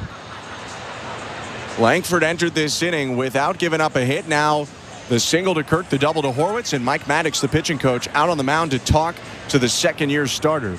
With that, we'll take a look at the St. Louis Bar and Grill out-of-town scoreboard, where there could be a comeback in the ninth inning in St. Petersburg. It's second and third right now for the Rays. 2 outs in the bottom of the ninth. And the Rays are trailing the Boston Red Sox 2-1 at Tropicana Field. Other AL East scores include the Giants beating the Orioles right now 5-3 in the ninth. Orioles have been on a tough slide. Entered tonight 4 back of the American League East, and while their playoff hopes are still very well alive, they are not playing their best baseball going into the postseason. Mound meeting over. Ernie Clement up to the plate. No outs, second and third. The pitch. Swing and a miss at a changeup, down and away. Strike one. It's about as perfect of a pitch coming out of a mound visit as you can make. Well, I don't know what Mike Maddox said, but it worked. Infield is back for the Rangers. And the 0-1. Changeup again, misses outside. 1 ball, 1 strike.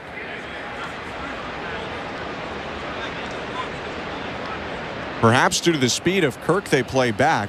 Although if you're the Blue Jays, you don't hate this. Ernie Clement puts the ball in play a lot. He can definitely hit the ball on the ground. 1-1 pitch is lined to right field, hanging up, caught by Garcia. Kirk tags but does not advance from third. That ball was hit very sharply and not that deep, so it's 1 out and both runners hold up. Yeah, not only does Adolis Garcia have a really good arm, obviously Alejandro Kirk doesn't really run that well. You want to, especially with 1 out, there's no sense in going. You're still in scoring position. Alejandro Kirk knew that. So now the job up to Addison Barger to drive in the runs.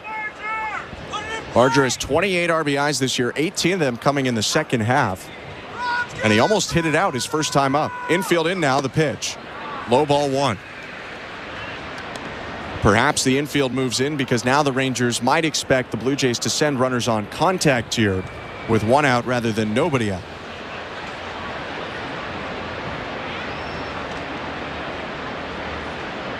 One 0. Called strike.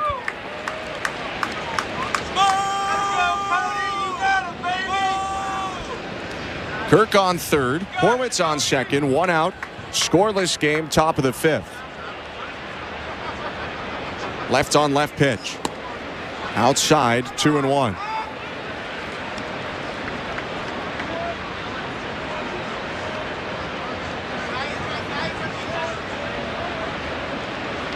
When we got to the top of the 5th inning yesterday, it became a 7-7 ball game. Today it's scoreless. Bradford has shown some cracks this inning, but is still in a position here to try to strand the runners, although Jonah Heim's going to ask for time. Bradford steps off. They couldn't agree on a pitch. Left-hander has what he wants now, back on the rubber. His 2-1 to Barger. Swing and a miss. Elevated the fastball up and in.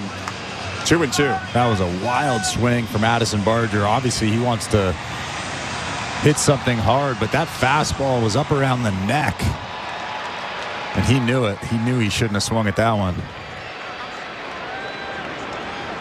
Looks to shorten up now with 2 strikes. Slightly closed stance for Barger. Long look from Bradford. Still time to run out on the clock, and he's going to use it. Down to 5, the 2-2. Upstairs with the heater, ball 3. They're trying to go back to that neck-high fastball. Didn't work this time. And maybe the long look trying to play on the aggressiveness of Barger, get him antsy. But they couldn't fool him a second time. Now a 3-2 pitch coming. Here it is. Foul tip, strike 3. Heim holds on to that changeup that was just tapped by Barger low, and there are 2 outs. Yeah, I think everybody in the ballpark could have told you a changeup was coming there. You have an open base at first base. You have 1 out. You're probably looking for a strikeout in this situation. And Bradford did just that, throwing a perfect changeup. So 2 outs now, and the Blue Jays in danger of stranding second and third. Leo Jimenez takes a pitch that bounces just behind the plate. Ball 1.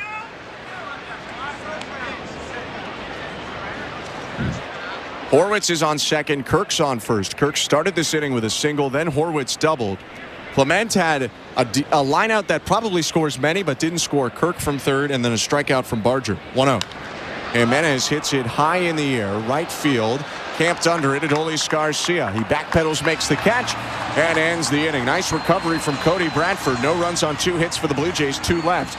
No score, middle of the 5th. You're listening to Blue Jays Baseball, brought to you by your local family-owned Crown Rust Control Center. Streaming at sportsnet.ca and the Sportsnet Radio Network. Europe's top soccer clubs are battling it out in the UEFA Champions League, and you can hear all the top matches on Sirius XM FC. Brilliant goal! Oh, that's vintage Lewandowski! Barcelona kicks off their league phase campaign with a trip to the French Riviera, where they'll meet AS Monaco. Minamino scores! Monaco versus Barcelona. Live coverage begins Thursday at 3 Eastern on Sirius XM FC Channel 157, or stream it on the all-new Sirius XM app. If you want to win your fantasy football league, you need to listen to Fantasy Sports Radio. From lineup decisions to daily fantasy to waiver wire advice, injury updates, and so much more. You cannot afford to drop a running back. Our experts will help you dominate. I think there's value there on Austin Eckler in PPR formats. Set your lineup with Fantasy Sports Radio. Your home for fantasy football all season long. Channel 87 and on the all-new Sirius XM app.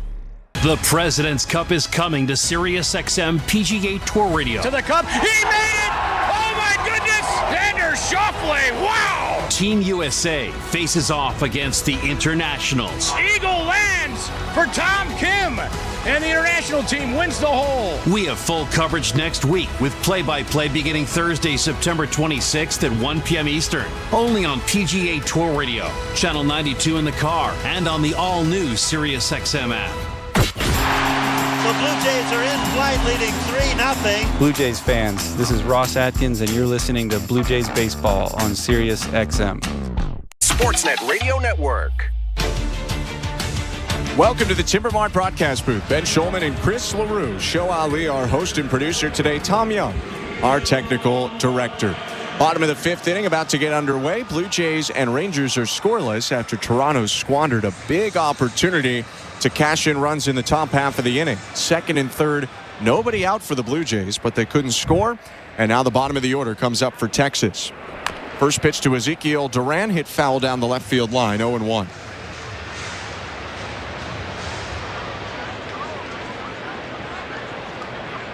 For Ezekiel Duran, it's his 85th game of the season. Spent some time this year in AAA. 0-1. Swing and a miss at a slow curve, 0-2. Bowden Francis now at 71 pitches. I said 75 to 85, and maybe they'll push it a little bit. 0-2. Fastball popped up, back of the second baseman Jimenez. He goes into shallow right center, waves his arms in the air, and makes a two-handed catch. 1 out. This injury report is brought to you by Bergmanis Prayer Personal Injury Lawyers. If life has thrown you a curveball and you're striking out with your insurance company, get ahead of the count and call Bergmanis Prayer Personal Injury Lawyers. You focus on getting better, and Bergmanis Prayer will take care of the rest. Visit bplawyers.ca. Big update today concerning Will Wagner, the Blue Jays second baseman who was put on the 60-day injured list a day ago. Pitch to Marcus Semien, curveball waved at and missed, strike 1. Wagner was dealing with left knee inflammation, went to a specialist in Cleveland yesterday, and got a scope done on his left knee today. So that is surgery. 0-1, called strike, 0-2. And according to the Blue Jays, Wagner will be off his feet for about a month now, but should be able to return and have a regular offseason and entry to spring training next year. 0-2. Fastball hit on the ground is short. Backhanded by Clement to Crowhop and throw to first in time. 2 outs. So Dalton Varsho may not be ready for spring training. Will Wagner will be ready for spring training. Or should be at least. Should be ready for spring training. The other big news, kind of related to the play that just happened. Ernie Clement just fielded the ball at shortstop. Bo Bichette was supposed to get the start at short today. He returned to the Blue Jay lineup yesterday, first time since July 19th. But today suffered a right middle finger contusion in warm-up and was a late scratch. Pitch to Josh Smith. Rangers shortstop swings and misses at a slider, 0-1. 2 outs, base is empty, bottom of the 5th. No score, Blue Jays and Rangers. The 0-1. Outside. It does, although it's likely not very serious, it does feel like a bit of a gut punch. John Schneider was even asked today how nice it is to now a couple days in a row right Bichette in to short and the number 2 spot like usual. 1-1. Fouled back 1-2, and he had 2 hits and an RBI yesterday. Yeah, and he looked good. He sprinted down the line a couple times. Obviously had those 2 base hits, but if you can have at least some success over the next couple of weeks, you come out of the season healthy, that would have been a win for him, and now this contusion is going to hold him back a little bit. 1-2 pitch hit foul to the left, still 1-2. I mean, when you see Bo Bichette scratch from the lineup, I think both of us hold our breath for a second there. Right when you see that it's not the calf, that is a huge win. But it's not great to still have him out. 1-2. High fastball. Smith started to swing but holds up. 2 balls, 2 strikes.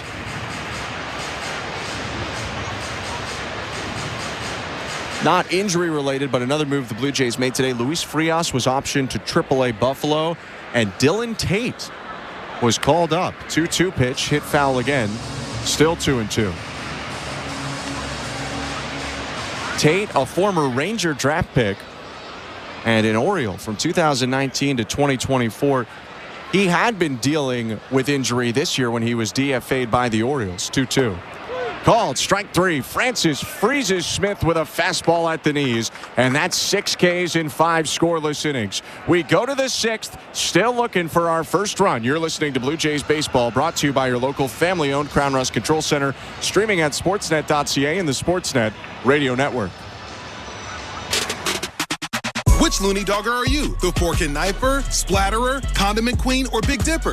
This season at Rogers Center, every Tuesday home game is Looney Dogs Night, presented by Schneider's. You will have the opportunity to purchase $1 hot dogs from various concession stands around the stadium.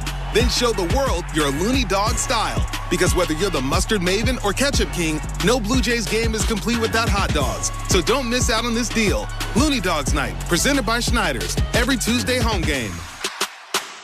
At Crown Rust Control, protection runs deep because every Crown Rust Control Center is owned by a local family who cares beyond business. Your Crown Rust Control is 100% committed to their product, to you, to their community, which is your community.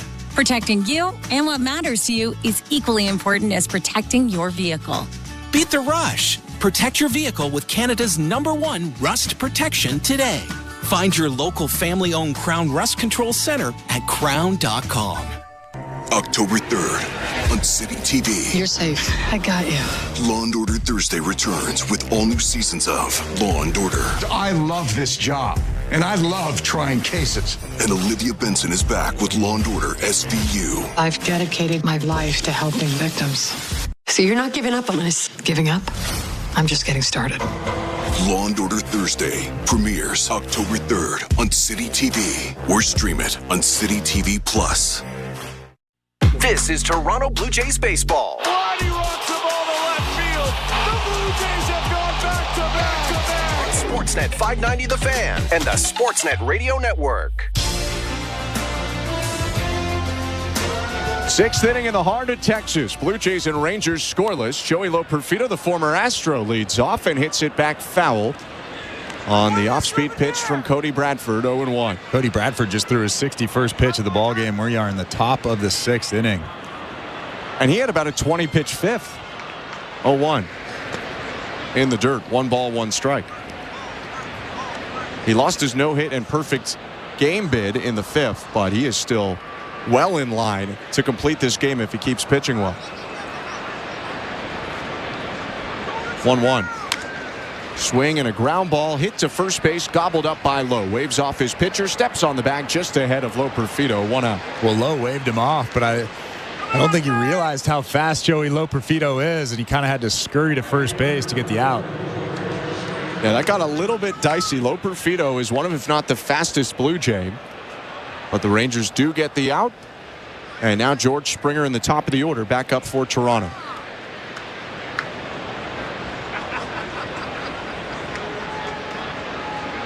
Come on, George! First pitch to Springer inside, ball 1. Let's go back to the St. Louis Bar and Grill out-of-town scoreboard. The Cleveland Guardians just defeated the Minnesota Twins in extra innings, 5-4, the final score. 1-0 pitch, misses down and in, 2-0. Guardians can clinch tonight. And with that walk-off single by Brian Rocchio, they've at least put the first of 3 things in process that they need to happen. 2-0 pitch, waved at and missed, 2-1. Way too many scenarios. I should have written them down while you were saying it. So they still need the Tigers and the Mariners to lose. Mariners are playing the Yankees. That could happen. The tough thing for Cleveland is that the Tigers are up 4-1 on Kansas City in the 7th right now. 2-1. Springer pops it up foul, right side, out of play. 2 balls, 2 strikes. So if you're a Guardians fan, you need 4 runs in the last 3 innings from the Royals to beat the Tigers, and then you need the Yankees to beat the Mariners. And that would clinch the playoffs for the Guardians, not the division. Wouldn't mind the Naylor Bros winning a World Series.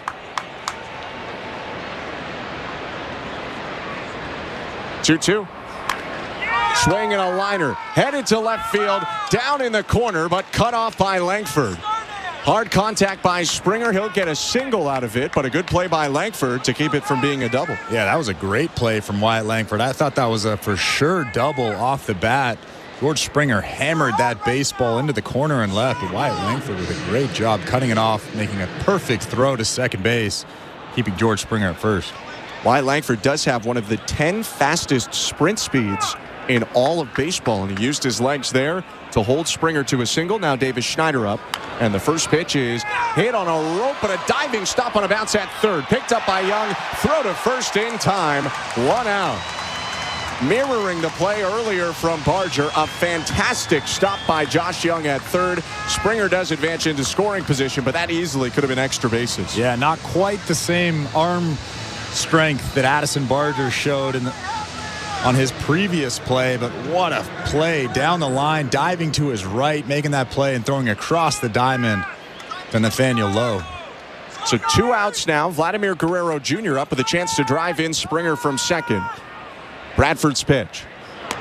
Outside, ball 1. All of our out-of-town scores, by the way, brought to you by St. Louis Bar and Grill. Guerrero had a great day yesterday with 3 hits. 0 for 2 to start today. 1-0. Swing and a foul back, 1-1.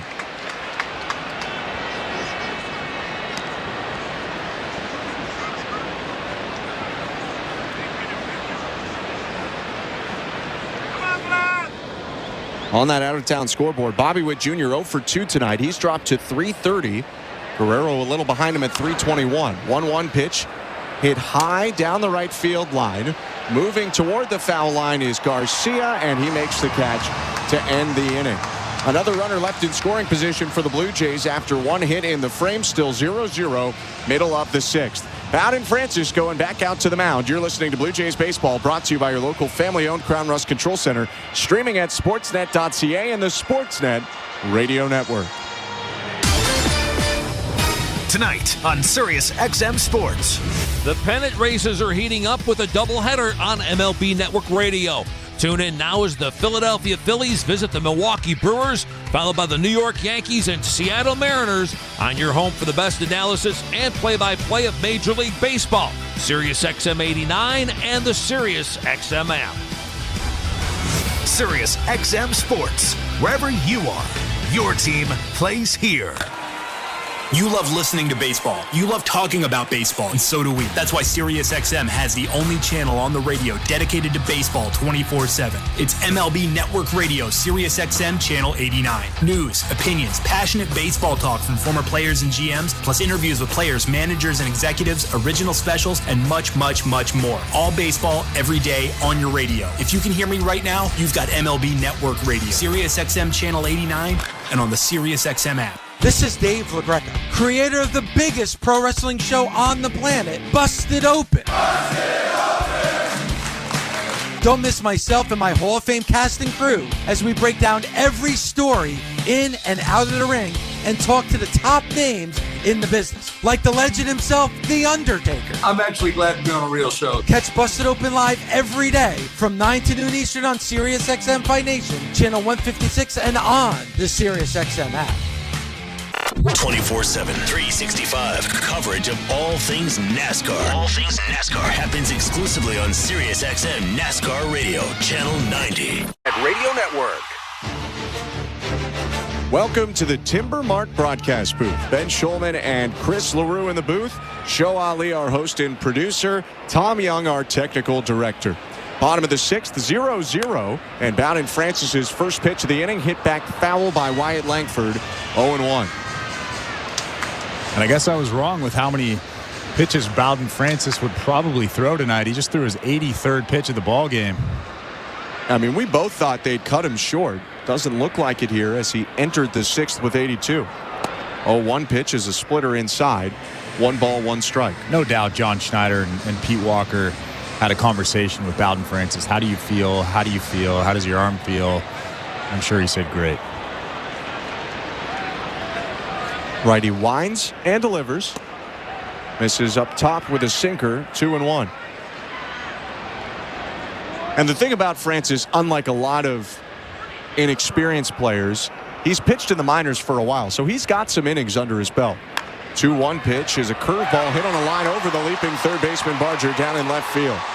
Single for Langford to lead off the sixth, and it's the first base runner for the Rangers in 9 tries. It was 8 straight retired by Francis before that hit. Yeah, a little bit of a backup curveball right there. Kind of left it up, belt high, and Wyatt Langford got jammed just a little bit, but he was able to muscle it out into left field. Perhaps the bullpen starts moving around now for Toronto. 0-0 game. Adolis Garcia is up, and from the stretch, Francis looks in, kicks, and delivers.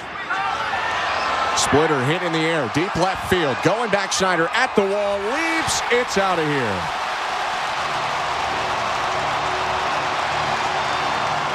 Two-run home run for Adolis Garcia. It was the sinker left middle in. And the powerful hitter turned on it for his 23rd homer of the season and his 79th and 80th RBIs. It actually wasn't a terrible pitch. It was off the plate inside, but it was elevated just a little bit, about thigh high. And Adolis Garcia was so strong. He's able to get the bat through, get the barrel to the baseball, and just gets it out of here by about 5 feet in left field. It's a pitch Francis often throws looking for a ground ball. His sinker perhaps was trying to go for a double play, but did not get that one down like Kirk's glove had set up to be. So it's 2-0 Rangers now as Nathaniel Lowe takes strike one. Home run for Garcia traveled 372 feet. Davis Schneider scaled the wall, but there was nothing he could do to bring that one back. 0-1 pitch hit foul into the backstop, 0-2. I didn't think that baseball was getting out of here, but it just kept going and going and going. There you see the strength of Adolis Garcia. Eric Swanson now up for the Blue Jays. No outs, bottom of the sixth. And the 0-2 pitch to Nathaniel Lowe. Check swing on a splitter. Low appeal down to third. He did not go his last Diaz, and because of that, Lowe's still alive.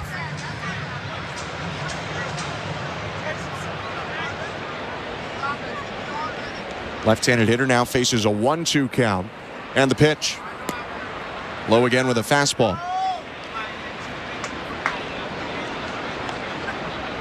Nathaniel, the older brother of Josh Lowe, both drafted by the Rays, both debuted with the Rays. But Nathaniel was traded over to Texas. 2-2. Curveball hit on a line, right field. Springer going back, makes the catch on the run. 1 out. Maybe a little fatigue setting in for Francis as the first curveball was left up. The sinker for the homer was left up, and that curveball did not hit the spot that Francis intended. It was just hit to a fielder. Yeah, it seems like a little bit of fatigue. 92 pitches now for Bowden Francis. Like we said earlier on in the ball game, 75, 85 pitches. That probably would have been enough for me if I was John Schneider, but pushed it a little bit. Josh Young takes outside, 1-0. Young up with the bases empty, 1 out, and a 2-0 Texas lead, bottom of the 6th.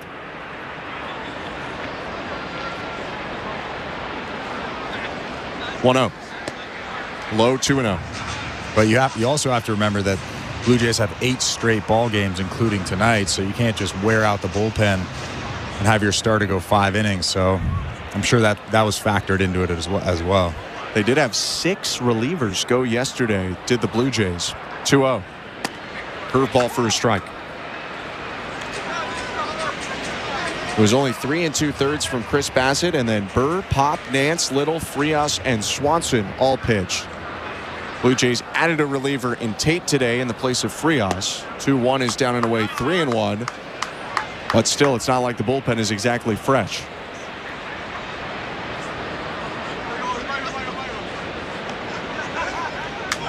Pete Walker on the phone in the Blue Jay dugout. Eric Swanson continues to warn.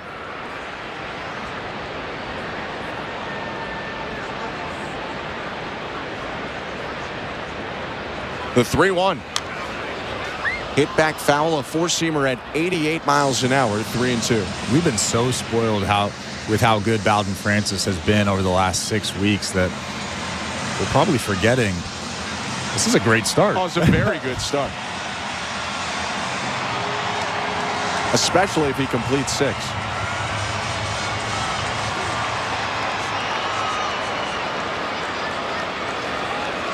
Three-two pitch. Hit foul again to the right. I think this is his last batter. 98 pitches now in the ball game. You don't want to push him past 100. He's thrown 6 to Josh Young in this at-bat. Last 2 have been fouled off. Another 3-2. And a line drive to left field. That'll hang up and settle into the glove of Davis Schneider. 2 outs. Maybe give him one more batter just because you want him to finish this 6th inning. I think that's what John Schneider is going to do, but after this, no more. Does help that he's got Jonah Heim both times tonight, and he's facing him now with 2 outs. But the next pitch will be pitch number 100 for Bowden Francis. 2-0 Rangers, 2 outs, bottom 6, the pitch. Swing and a fly ball, left field, going back Schneider, curling toward the corner, makes the catch, and ends the inning. Another very nice start from Bowden Francis, but a 2-run homer from Adolis Garcia this inning, and the Rangers take a 2-0 lead to the 7th. You're listening to Blue Jays Baseball, brought to you by your local family-owned Crown Rust Control Center, streaming at sportsnet.ca and the Sportsnet Radio Network. It's time to celebrate you with the Party at the Ballpark. On Friday, September 27th, dial up your fall wardrobe with the Blue Jays Fanal Giveaway presented by TD. They go back-to-back in the bottom of the 9th. How much fun was that? It is loud here at Rogers Center, and 40,000 are chanting his name. Get ready for good vibes and a chance to win great prizes. What a weekend for the Blue Jays. Fan Appreciation Weekend, presented by TD, September 27th, 28th, and 29th. For tickets, visit BlueJays.com. We're 2 men and a truck. So, you're moving to a new home, and all that's left to do is to call a mover you know you can trust. Well, naturally, you think 2 men and a truck, since you know they have lots of men and lots of trucks. They'll wrap, pack, and move everything you own. With a 96% referral rating and the professionalism you can trust, the choice is simple. For a free in-home estimate, call today. We're 2 men and a truck. 2 men and a truck, the movers who care. At Crown Rust Control Center, protection runs deep. Because every Crown Rust Control Center is owned by a local family who cares beyond business. Your Crown Rust Control Center is 100% committed to their product, to you, to their community, which is your community. Protecting you and what matters to you is equally important as protecting your vehicle. Beat the rush. Protect your vehicle with Canada's #1 rust protection today. Find your local family-owned Crown Rust Control Center at crown.com. Hey, this is Kevin Gosman. You're listening to Toronto Blue Jays Baseball on the Sportsnet Radio Network.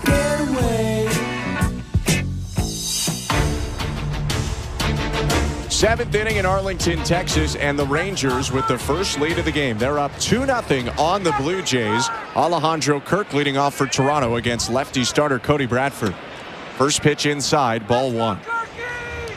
I'm Ben Schulman alongside Chris LaRue. Kirk with the first hit of the day for the Blue Jays. He singled off Bradford in the 5th. Go Jays, go! 1-0. High, 2 balls, no strikes. In that 5th, Kirk singled, and the guy who's on deck right now, Horwitz, doubled, but the Blue Jays didn't score at all, leaving them on 2nd and 3rd. 2-0. Down the middle with a changeup for strike 1. It wasn't just 2nd and 3rd. It was 2nd and 3rd and nobody out. Yep. Kind of have to score 1 in that situation. 2-1 pitch is a fastball in there, 2-2. And I talked about how good the call was from Carlos Fablis, third base coach, at stopping Alejandro Kirk with nobody out, because it's almost a guaranteed run. Nobody out, runner on third. I mean, it's a pretty high percentage that run scores. They played the infield back with nobody out, too. Blue Jays couldn't cash in, though. Now trail 2-0. 2-2 to Kirk. Inside, ball 3. And while Bowden Francis exited the game and got high fives in the dugout, his day seems to be over. Cody Bradford's day doesn't feel like it's close to done. He's not even at 80 pitches. His 3-2. Foul tip, strike 3. How about punch out number 6 for Bradford on his 78th pitch, and there's 1 out in the top of the 7th. Yeah, Bradford is cruising right now. He's been clinical this whole ball game, and it seems like if things keep going the way they're going, he might go CG. He's never done it before in his career, only has a handful of starts under his belt, but his career high in innings pitched is 7 2/3. His pitch to Spencer Horwitz misses outside with the slider, ball 1. On the Blue Jays side, Ryan Yarbrough is getting loose in the Toronto bullpen. Eric Swanson was up last inning, but they've sat him down. 1-0 now, bounce to the plate, 2-0.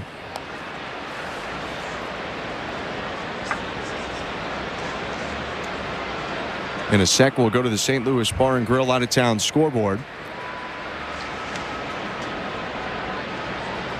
2-0 pitch, called strike 2-1. Maybe not the game that everyone's watching tonight, White Sox Angels in Anaheim, but Jordan Adams in his 26th major league game walks it off for the Halos. 2-1 pitches low, 3-1, and the Angels pick up a 4-3 win in 13 innings over the White Sox. Oh, I think people are watching the White Sox. I mean, I think so. They got kind of hot recently. They won 3 in a row. 3-1 pitch. Foul tip, 3-2. Fastball down the middle. Horwitz just under it. I think a lot of people watch really good teams, and they also watch a team that is about to be historically bad. They're doing all they can now to try to dig out of it, but they are still in the 30s in wins. Are the White Sox 36 and 117 after the loss on the St. Louis Bar and Grill out of town scoreboard. 3-2 to Horwitz. Swing and a hot shot on the ground to second. Picked up there by Simeon. Slings it to first. 2 outs. Other out-of-town scores. Red Sox Rays has gone final. The Red Sox did hold on despite the winning run being at second with 2 outs in the 9th. They beat the Rays 2-1. And the Orioles lose again, dropping the game 5-3 to the San Francisco Giants in Baltimore. Orioles are now 84 and 68. Ernie Clement up for the Blue Jays. 2-0 Texas, 2 outs in the pitch. Hit on a line, left center field. Sinking in down, cut off on a bounce by Leody Taveras. It's a 2-out single for Ernie Clement. Pretty good swing right there from Ernie, just taking a fastball on the outside part of the plate and just hammering it up the middle, right in front of center fielder Leody Taveras. Loves to hunt the first pitch. That changeup was elevated. And Clement on first with 2 outs. Addison Barger can change a game in a swing. Here's the pitch from Bradford.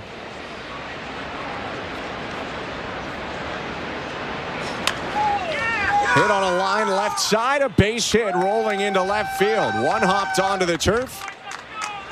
And for Addison Barger, that's a knock on the first pitch after Ernie Clement got a knock on the first pitch, and the Blue Jays have 2 aboard with 2 outs. Well, Rangers shortstop Josh Smith was shaded towards second base, almost playing directly behind second base. Addison Barger saw that huge hole on the left side of the infield, and he just drilled it right through that hole. Cody Bradford has been outstanding today, but the Blue Jays have solved him just a little bit in the last few innings. Mike Maddox is out to talk to him now, and Jose Leclerc is up in the Ranger pen. All 5 Blue Jay hits have come in the last 3 innings. Yeah, I'm sure they want to get him through this inning. His career high in innings, obviously, like you said, 7 2/3. But, I mean, he's been really, really good. Just throw a changeup down in the zone. I'm sure making a good pitch to Leo Jimenez is exactly what Mike Maddox told him. Hey, throw something down in the zone. We'll get him out. We'll get out of this inning. But he's been great.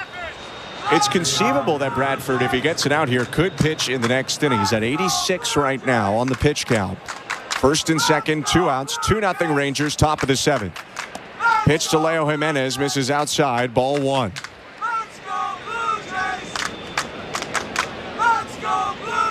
Jimenez 0 for 2, a strikeout and a flyout to right field.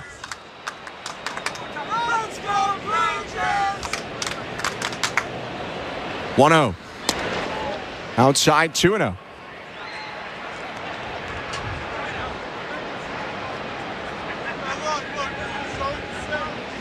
$17 RBIs in 54 games this year for Leo Jimenez. In a hitter's count, here comes the 2-0 pitch. Fouled right back into the screen, 2-1.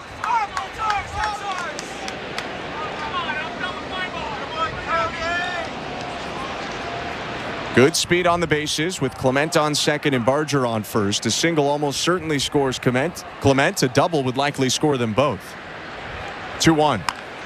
Swing and a ground ball hit right at the shortstop Smith. Underhand flip to second beats Barger, and that will do it for the top of the 7th. At the 7th inning stretch, 2-0 Rangers thanks to masterful starting pitching by Cody Bradford. We'll be back in a moment. You're listening to Blue Jays Baseball, brought to you by your local family-owned Crown Rust Control Center. Streaming at sportsnet.ca and the Sportsnet Radio Network. At Crown Rust Control, protection runs deep because every Crown Rust Control Center is owned by a local family who cares beyond business. Your Crown Rust Control is 100% committed to their product, to you, to their community, which is your community. Protecting you and what matters to you is equally important as protecting your vehicle. Beat the rush. Protect your vehicle with Canada's #1 rust protection today. Find your local family-owned Crown Rust Control Center at crown.com. It's time to celebrate you with the party at the ballpark. On Friday, September 27th, dial up your fall wardrobe with the Blue Jays Fanal Giveaway presented by TD. They go back-to-back in the bottom of the 9th. How much fun was that? It is loud here at Rogers Center, and 40,000 are chanting his name. Get ready for good vibes and a chance to win great prizes. What a weekend for the Blue Jays. Fan Appreciation Weekend, presented by TD, September 27th, 28th, and 29th. For tickets, visit BlueJays.com. This October on Sportsnet. Did you see that? Be here for a brand new season. For rivalries. Wow. Be here for superstars. Because once the action starts, here we go. The excitement is here to stay. October 8th, the puck drops here. Are you ready? Sportsnet, here for hockey. This is Toronto Blue Jays baseball. Blue Jays up 3-2 on a wacky play to give Toronto the lead. On Sportsnet 590 The Fan and the Sportsnet Radio Network. Ryan Yarbrough into the game for the Blue Jays. Bottom of the 7th inning in Texas. Toronto trailing 2-0. Thanks for sticking around in this one. I'm Ben Schulman. To my left is Chris LaRue. Yarbrough in after a very good start from Bowden Francis again. Francis with 6 innings of 5-hit, 2-run ball, 1 walk, and 6 strikeouts. Now Yarbrough starts with the bottom of the order. 8-9-1. It's Leody Taveras to lead off this inning, and he takes strike 1. Taveras, the switch hitter, turns around and bats from the right side after hitting left the first 2 times up. 0-1. Swing and a miss at a changeup, 0-2. And we talked about Bradford not having overpowering stuff. Ryan Yarbrough has less overpowering stuff.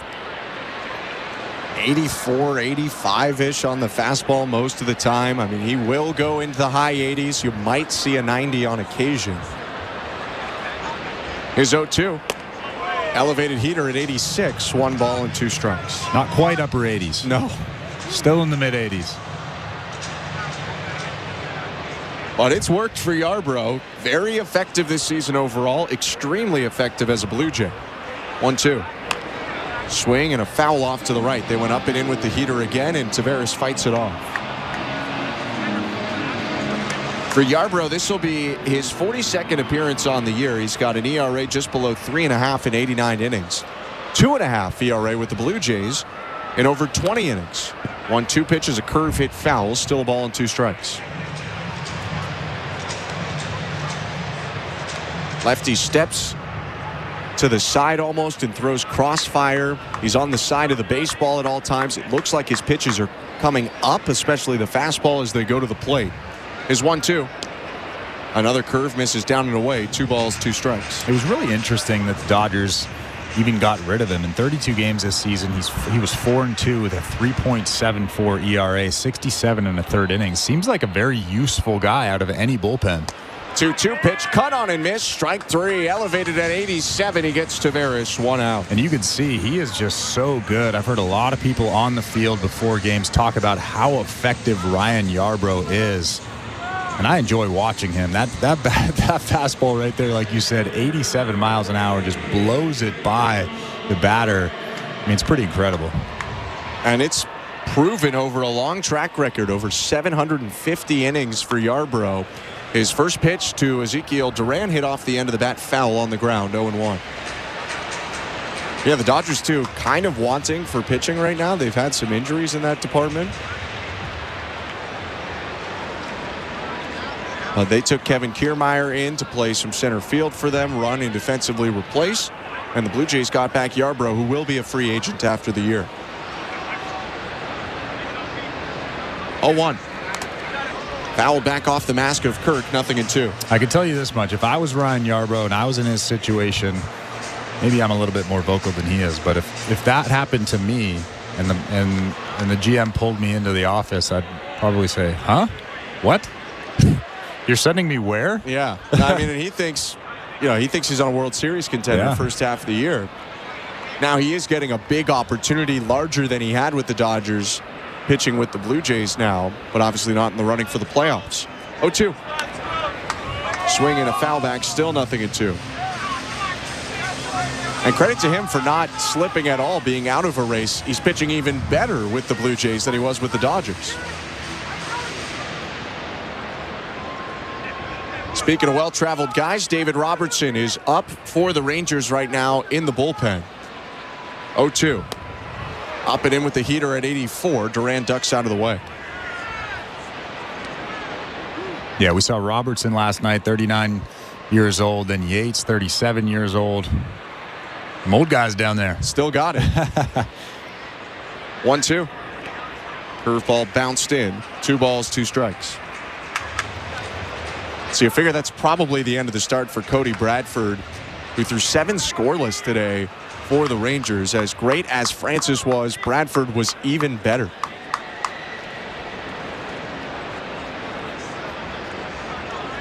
2-2. Fastball at the knees. Got him looking. Strike 3. How about back-to-back punch-outs for Ryan Yarbrough? 2 outs in the bottom of the 7th. Still 2-0 Texas. Yeah, Bowden Francis, Bradford, now Ryan Yarbrough. 3 guys that really don't have overpowering stuff, but they know exactly what they're doing out there. They throw the right pitch in the right spot, and that pitch right there at the bottom of the strike zone was perfect. Feels like a bad day to be a bat rat, potentially. 2 down, bottom of the 7th. Marcus Semien up 1 for 3. And the first pitch curve misses outside, ball 1. A lot of batters coming back to the dugout. And this is me just knowing this. As a pitcher sitting in the dugout, you hear batters coming back. How did I not hit that pitch? Well, it was the right pitch in the right count. Yarbrough's 1-0. Fastball hit high in the air, straightaway center field. Loperfido jogging toward it. He'll make a 2-handed catch, and it's a scoreless inning for Yarbrough in the 7th with a pair of strikeouts. We go to the 8th inning. David Robertson into the game. 2-0 Rangers. You're listening to Blue Jays Baseball, brought to you by your local family-owned Crown Rust Control Center, streaming at sportsnet.ca and the Sportsnet Radio Network. This week on Let's Go with Bill Belichick, Max Crosby, Peter King, and me, Jim Gray. Kansas City's 2-0. Could be 0-2. That fine line. The games are so close, so competitive that, every little single thing. Blue Jays fans, insiders, thank you. Thank you for being here all season long with the Toronto Blue Jays right here on TSI.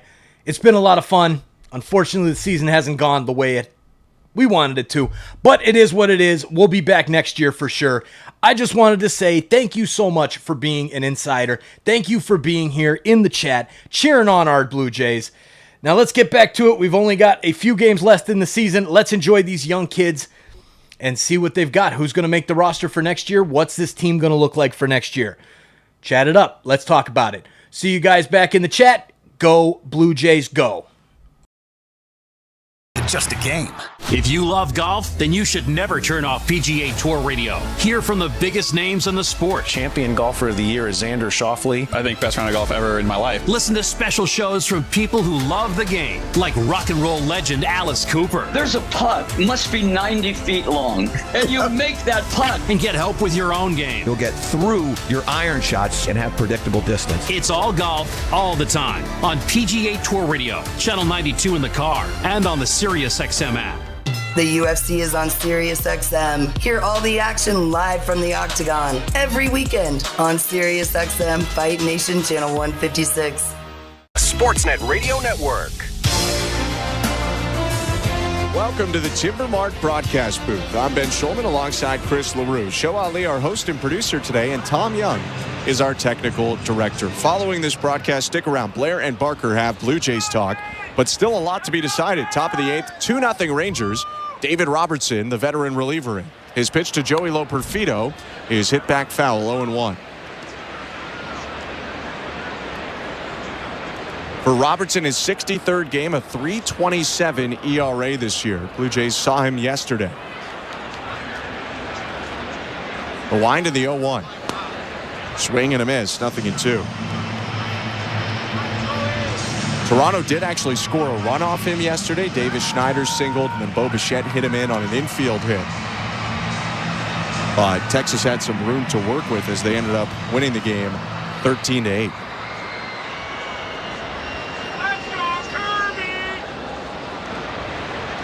Oh, 2. High, 1 ball, 2 strikes. And he has really good stuff.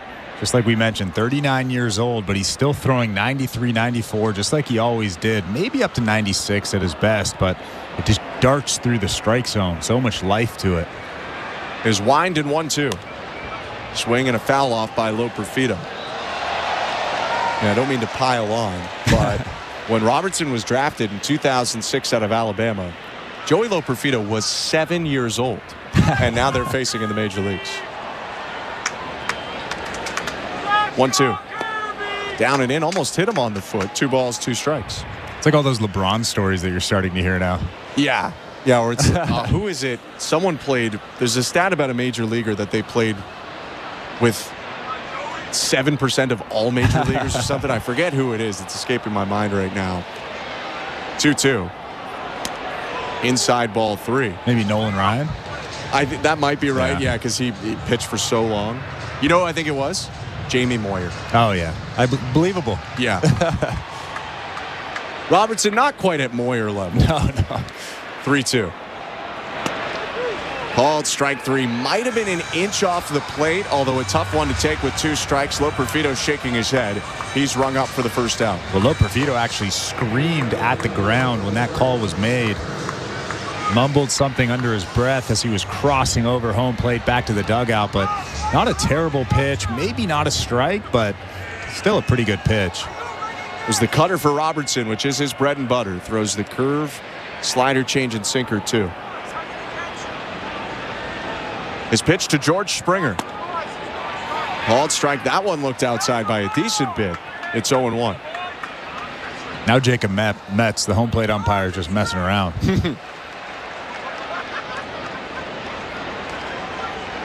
0-1. Swing and a miss. 0-2. Although I will say, I think he's had a pretty good night. No, he has. You haven't said anything. You always say something. That's the thing. If you don't notice, they've had a good night.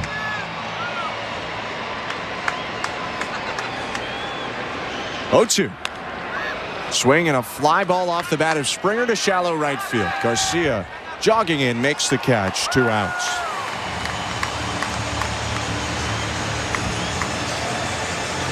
No one up for the Blue Jays right now. You'd assume that Ryan Yarbrough will work in the 8th inning as well through 15 pitches in a 1-2-3-7. Yeah, he looked great. I mean, if he's at 25 to 28 pitches at the end of this outing, I think John Schneider will be happy with that. Davis Schneider up to the plate. 2 outs, base is empty. And the pitch. Swing and a fly ball center field, hanging up for Leody Taveras. He jogs into left center, catches it in front of him, and ends the inning. 1-2-3 for Robertson. We go to the bottom of the 8th. 2-0 Rangers at Globe Life Field. You're listening to Blue Jays Baseball, brought to you by your local family-owned Crown Rust Control Center, streaming at sportsnet.ca and the Sportsnet Radio Network.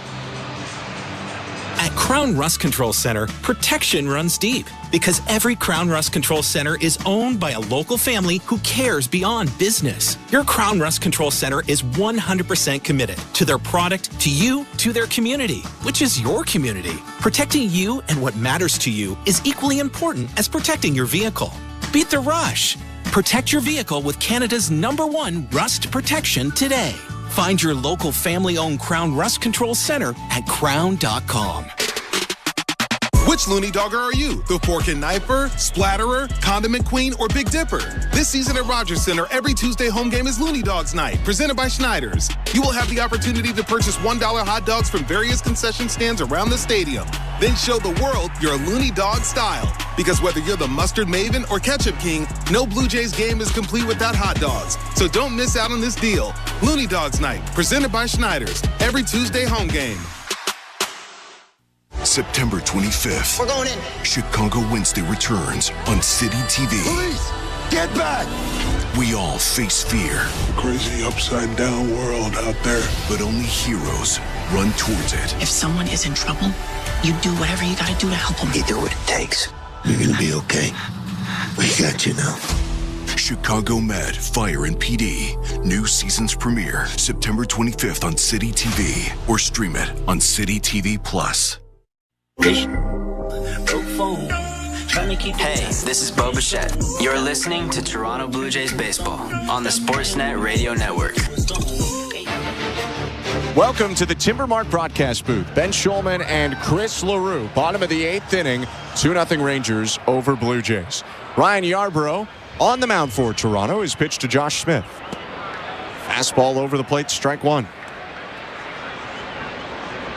Yarbrough facing the heart of the Ranger order now. 2-3-4 for Texas. Smith, Langford, Garcia. 0-1. Bounced foul. Drove a sinker in on the hands of Smith. It's 0-2. I love how you said drove a sinker. It sounds like he's throwing 97. It was 85. Okay. Hardest pitch I ever faced was 85. 0-2. Swing and a foul off to the left. You know what happened when that guy threw 85 to me? Hardest pitch I ever faced? You hit a home run. Now he broke my ankle. Well, I shouldn't be laughing at that. No, it was kind of fun.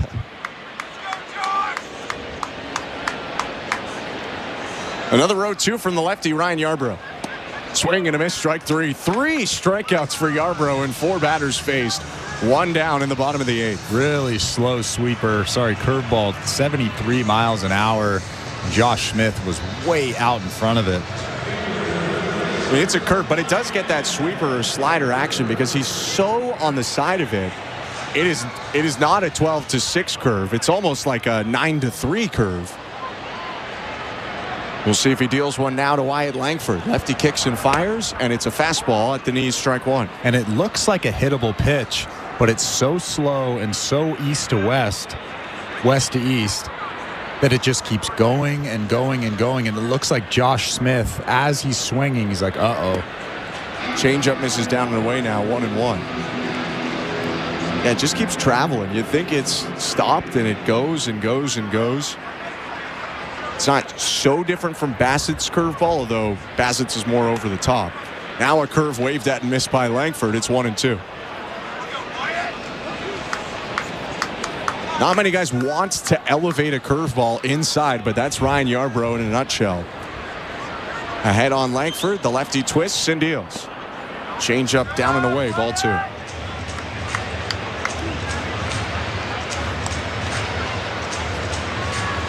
Yarbrough nods toward Kirk, presses his glove up against his chest. A breath and the 2-2. Fastball called strike 3. 4 Ks for Yarbrough in 5 batters. 2 down, and Langford giving home plate umpire Jacob Metz an earful. But that looked like if it didn't hit the zone, it was half an inch off the plate. Well, that was about as good as it gets. 88 miles an hour down and in. Wyatt Langford obviously didn't like that call. But that is a pitcher's pitch, a perfect pitch from Ryan Yarbrough. So 2 outs and Adolis Garcia up. Yarbrough's pitch. Down and away, ball 1. A true battle of finesse against power right now. Garcia's 2-run homer, the difference in this 2-0 game. Lefty's 1-0. Called strike. You know who didn't like that last pitch? Bruce Bochy? Bruce Bochy took his hat off, was waving it at Jacob Metz. Bruce Bochy is one of the more senior managers in the game right now, especially with recent retirements. Dusty Baker, Buck Showalter. You really make yourself look like one of the more veteran umps when you're waving your hat at someone. I feel like that's a bit of a retro move at this point. 1-1. Downstairs, 2-1. I want to see him kick dirt at him. That's a real retro move.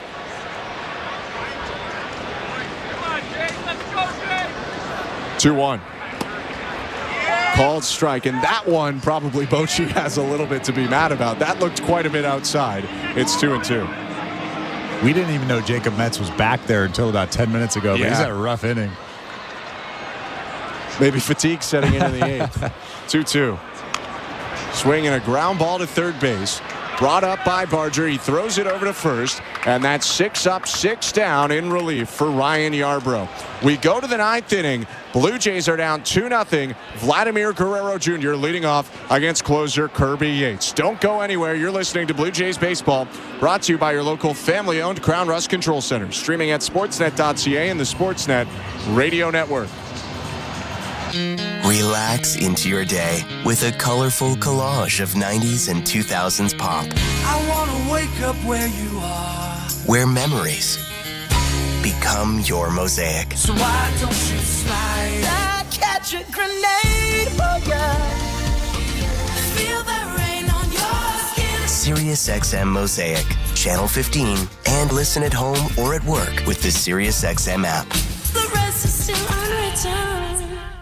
A new year in the NBA is right around the corner, and NBA Radio has you covered. Tatum muscles it up and in, scoring the foul. Our experts are breaking down the entire league. That's going to be a fun team to watch. And bringing you inside the locker room. It is a must-win game. Basketball season is just weeks away, and your 24/7 home for hoops is Sirius XM NBA Radio, Channel 86, and the all-new Sirius XM app. Every night after the final out, the Round Trip Roundup brings you the scores, highlights, and analysis from every game across Major League Baseball, all in less than 30 minutes. Swung on and missed, strike three and a no-hitter. It's the perfect way to get caught up on all the night's biggest home runs and best performances. And a high drive, deep right center. It's the Round Trip Roundup on MLB Network Radio every night on SiriusXM Channel 89 and every morning on the SiriusXM app. Hey everyone, it's Justin Turbin at your 24/7 home for hoops all year long is SiriusXM NBA Radio Channel 86 and the SiriusXM app. Just search NBA Radio. The Sportsnet Radio Network. This copyrighted broadcast is presented by authority of Rogers Blue Jays Baseball Partnership. It may not be reproduced or retransmitted in any form, and the accounts and descriptions of this game may not be disseminated without the express written consent of Rogers Blue Jays Baseball Partnership or the Sportsnet Radio Network. Top of the ninth, 2-0 Rangers. Blue Jays have 3 outs to work with here, and Vladimir Guerrero Jr. will lead off against closer Kirby Yates. Second straight night that Yates pitches. Now a save opportunity. Last night wasn't. His first pitch fastball is in there, strike one. Yates is 30 for 31 in save opportunities this year. 57 games, a 1.25 ERA. His 0-1. Downstairs.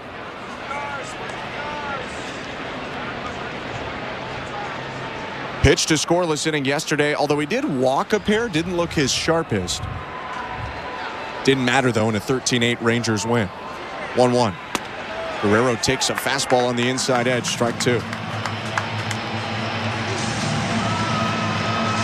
For Yates, it's simple. It's a low to mid-90s fastball and a splitter, and it's really good location. 1-2. Outside. This might be one of the softest tossing games we've had all year, Chris. From Cody Bradford to David Robertson to Kirby Yates to Francis to Yarbrough. It's a rare game where I don't think anyone's thrown a pitch at 95 or higher. 2-2. Hit foul off to the right. Well, when David Robertson is the hardest thrower of the ball game, I think you hit the nail on the head.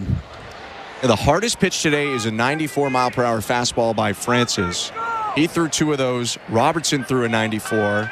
Everything else 93 and below. 2-2. Swing and a miss, strike three. Unleashes the splitter and gets Guerrero to wave over top of it, 1 out. Well, it wasn't the splitter, it was the location. It was in and down. And Vladimir Guerrero Jr. just swings over the top of it. What a pitch from Kirby Yates. Hawaiian-born closer with his first punch out of the game now faces Alejandro Kirk.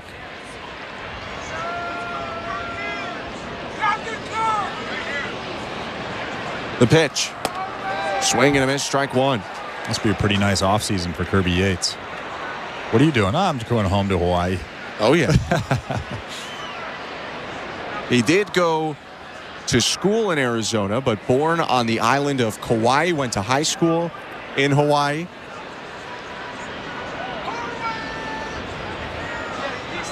Went to Yavapai College in Arizona. 0-1 pitch is popped up by Kirk. Just back of second base. Center fielder Tavares is jogging in. He makes the catch, and the Blue Jays are down to their last chance. After offense reigned supreme yesterday, pitching has ruled the day today. Both starters fantastic. All the relievers have been good. Just a 2-run homer by Adolis Garcia in Bowden Francis's 6th and final inning. The difference in this 2-0 game. Spencer Horwitz, representing the last hope for the Blue Jays, steps into the lefty box. Right-hander Yates kicks and fires, and Horwitz takes outside, ball one.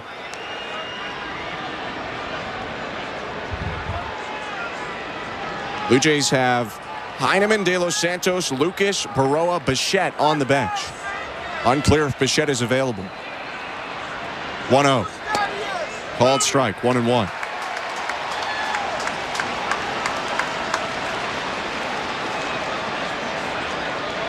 Horwitz with the lone extra base hit for the Blue Jays today, a double in the 5th. Toronto had 2nd and 3rd no outs that inning, didn't score, and they're still scoreless. 1-1. Low, 2-1.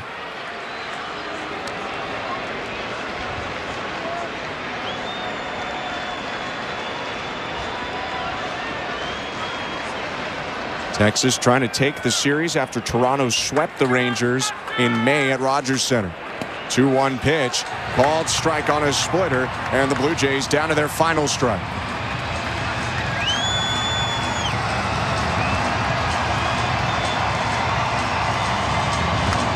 Yates on the third base side of the rubber, looking up toward the roof.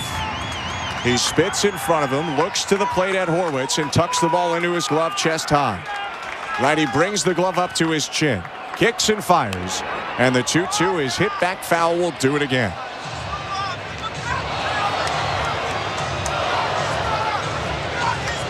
Horwitz asking the home plate umpire, Jacob Metz, if that was a strike. I believe the answer was yes. Looked like it would have just caught the inside edge. Let's go, Blue Jays! 2-2. Fouled back again. Barely got a piece of it, did Horwitz, and I think it hit Jacob Metz, the umpire. And Horwitz putting up a fight here. 6 pitches he's seen in what could be the last at-bat of the game. Yeah, Spencer Horwitz again just putting together such a professional at-bat, fouling off tough pitches. That one right there, up and in, right at the hands. Fans getting loud, another 2-2. Called strike 3, and that's the ball game. Yates gets Horwitz on a fastball, and the Rangers combine to shut out the Blue Jays in a 2-0 Texas win. Well, the Blue Jays had a couple of good chances today, but other than that, they came up against a buzzsaw in Cody Bradford, who threw 7 innings, giving up just 5 hits, but he was clinical all day long, throwing that fastball wherever he wanted and mixing in that incredible changeup. But another good start from Bowden Francis as well. Francis very solid today. We're going to recap this game on the other side before we get you over to Blue Jays talk, so don't go anywhere. Blue Jays lose 2-0 to the Rangers. Texas takes the series. You're listening to Blue Jays Baseball, brought to you by your local family-owned Crown Rust Control Center. Streaming at sportsnet.ca and the Sportsnet Radio Network.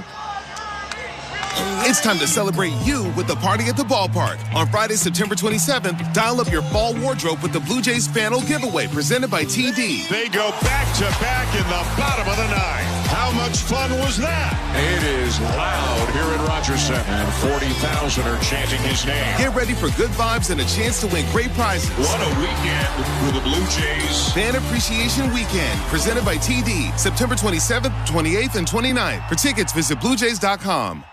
Hi, I'm Buck Martinez, live from the showdown between Pizza and inflation. First to the plate, Pizza's big hitter, fixed rate pizza. An extra large 4-topping pizza for a fixed price of $17.99 until the end of 2024. I dare say, folks, inflation stands no chance against this all-star. Here's the delivery.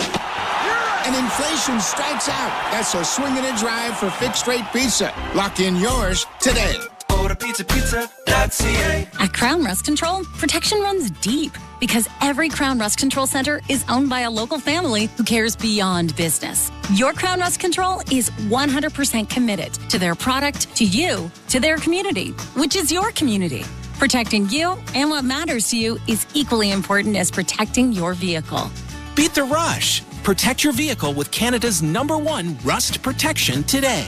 Find your local family-owned Crown Rust Control Center at crown.com. We're 2 men in a truck, the movers who care. You never know when cardiac arrest can happen. That's why each and every one of our trucks carries a life-saving Mikey defibrillator as part of our Mikey on Board program. Whether we're on the highway or in front of your house, we're prepared to help anyone whose heart may skip a beat. The Mikey Network has saved many lives, making Mikeys accessible to the public. And now they're on board our trucks. We're 2 men in a truck. 2 men and a truck, the movers who care. This is Toronto Blue Jays baseball. Marshall smashes the ball to right field. It's gone! On Sportsnet 590 The Fan and the Sportsnet Radio Network.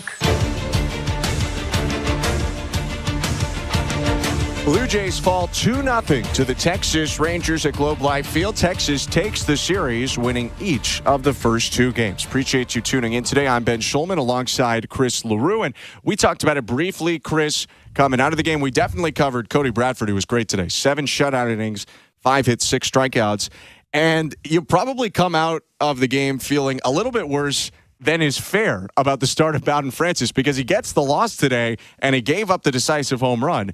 But it's 6 innings from Francis, also 5 hits, 2 earned, 1 walk, 6 Ks, a quality start again from the right-hander. Yeah, we've been so spoiled with just how good he's been over the last 6 or 7 starts that you look at this box score and you think, oh, he must not have been feeling it today. 6 innings, 2 earned runs, better than a quality start. Gave the team a chance to win. Even his velo was up tonight. Really didn't use the split finger all that much, like you mentioned earlier. But the velo was up. He was spotting up that fastball, using it well, and then he would mix in the breaking balls. And he just because he didn't have a no-hit bid broken up in the 8th or 9th inning, it doesn't mean he didn't have an exceptional start. Today was great. And I have to apologize to Kevin Barker because we had a conversation earlier today about whether or not it matters who's behind the plate, because I said it's disappointing that Brian Serven wouldn't be back there. And he said, it doesn't matter who's behind the plate, just throw to the target. And I was like, it matters. It matters. And he said, we'll see. And we saw, and I guess it doesn't matter. Well, I'm sure he's going to be quite happy about that apology coming up in just a minute. Francis does give up the 2-run homer in the 6th inning to Adolis Garcia. Worked through some traffic in the first couple innings. Lost the no-hit bid on the first batter he faced when Marcus Semien doubled. But a big day for Bowden Francis. Ryan Yarborough, fantastic in 2 innings in relief. Behind him, struck out 4 batters in 2 scoreless, base runnerless innings. But the Blue Jays really couldn't get anything going. Cody Bradford was great today, and Toronto didn't have that many chances. The one big chance they had, though, came in the 5th inning. Leadoff single Kirk, then a double by Horwitz, 2nd and 3rd, nobody out. And the Blue Jays just couldn't come up with the exact hit they needed, both to get one deep enough to score a regular runner and especially to get one deep enough to bring Kirk in. Yeah, it's disappointing that you can't at least get 1 run in that situation, especially with the Texas Rangers giving you a run. The infield is playing back. That's telling you, we'll take the out and you can take the run. And the Blue Jays still couldn't get a run in that situation. Toronto stranded a pair. That inning came up with 3 more hits over the 6th and 7th. That ended Bradford's day, and when David Robertson and Kirby Yates came in, it was shut down from there. They combined for 2 scoreless innings, 3 strikeouts, and the Rangers win it 2-0. No runs on 5 hits, no errors, 5 left for the Blue Jays. 2 runs, 5 hits, no errors, 5 left for the Rangers. Nobody in this game had a hit with a runner in scoring position. Cody Bradford wins. He's 6-3. Bowden Francis takes the loss today. He's 8-5. And for Kirby Yates, 31st save in 32 tries for the all-star closer. This one took 2 hours and 10 minutes. 34,500 at Globe Life Field, and the Rangers win it to go to 73-79. Blue Jays now 72-80, but a chance to try and salvage a little bit from the series tomorrow. It's a very fun pitching matchup at 2:35 Eastern.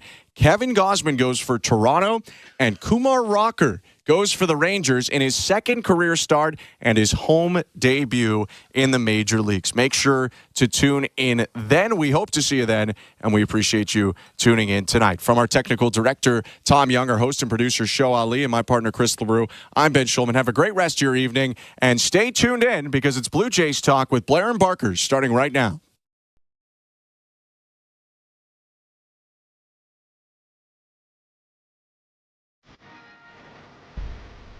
All right, Barker, get it out of the way.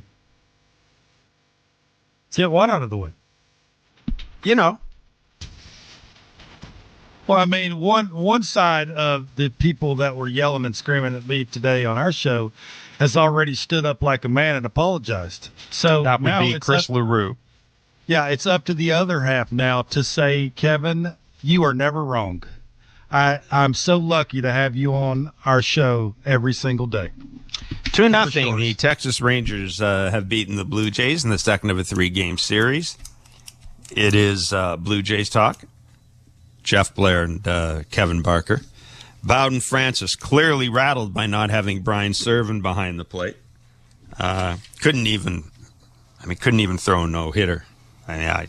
Kevin, obviously, Alejandro Kirk behind the plate instead of Brian Serven. It was clearly weighing on Bowden Francis throughout the game. He just wasn't as good as we've seen. I'm just kidding. Bowden Francis was good today. 6 innings, 5 hits, 6 strikeouts, His velocity was down, didn't throw as many splitters. But, Kevin, I think maybe nights like tonight remind us that the most important thing with this guy is still fastball command, isn't it? Yeah, it is. Well, again, I think it's because the last 7 starts, right, he's thrown the 48 innings, and he had 2 of those starts where he threw 111 pitches or more. Mm-hmm. Like, you could tell the arm speed just wasn't consistently there. That's why I think him and Kirky, the first 3 innings, were just trying to find something, right? It wasn't the little elevated fastball at the top of the zone that he could go to because he just didn't have the little extra gear tonight. So they were trying to work through that. They were trying to figure out whether he had his slider, whether he had enough arm speed on his split finger. And about the 4th inning, I think that's when he started to find a little bit more arm speed. He could backdoor the curveball. He could throw a few more split fingers to lefty, which will make him a little bit better.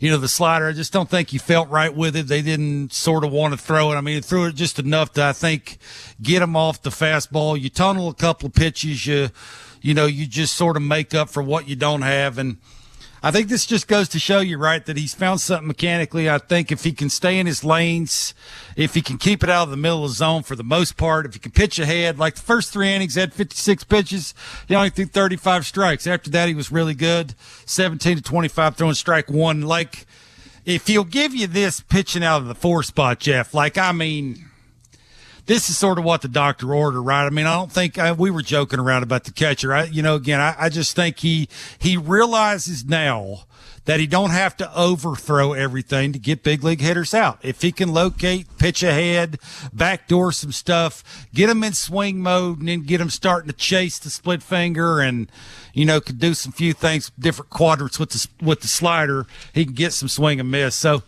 yeah, I can't wait to hear him talk after the game. That's basically what I live for now. Something special. 416-870-0590, star 591 888 0590. That is a sad reflection in your life, my friend. 590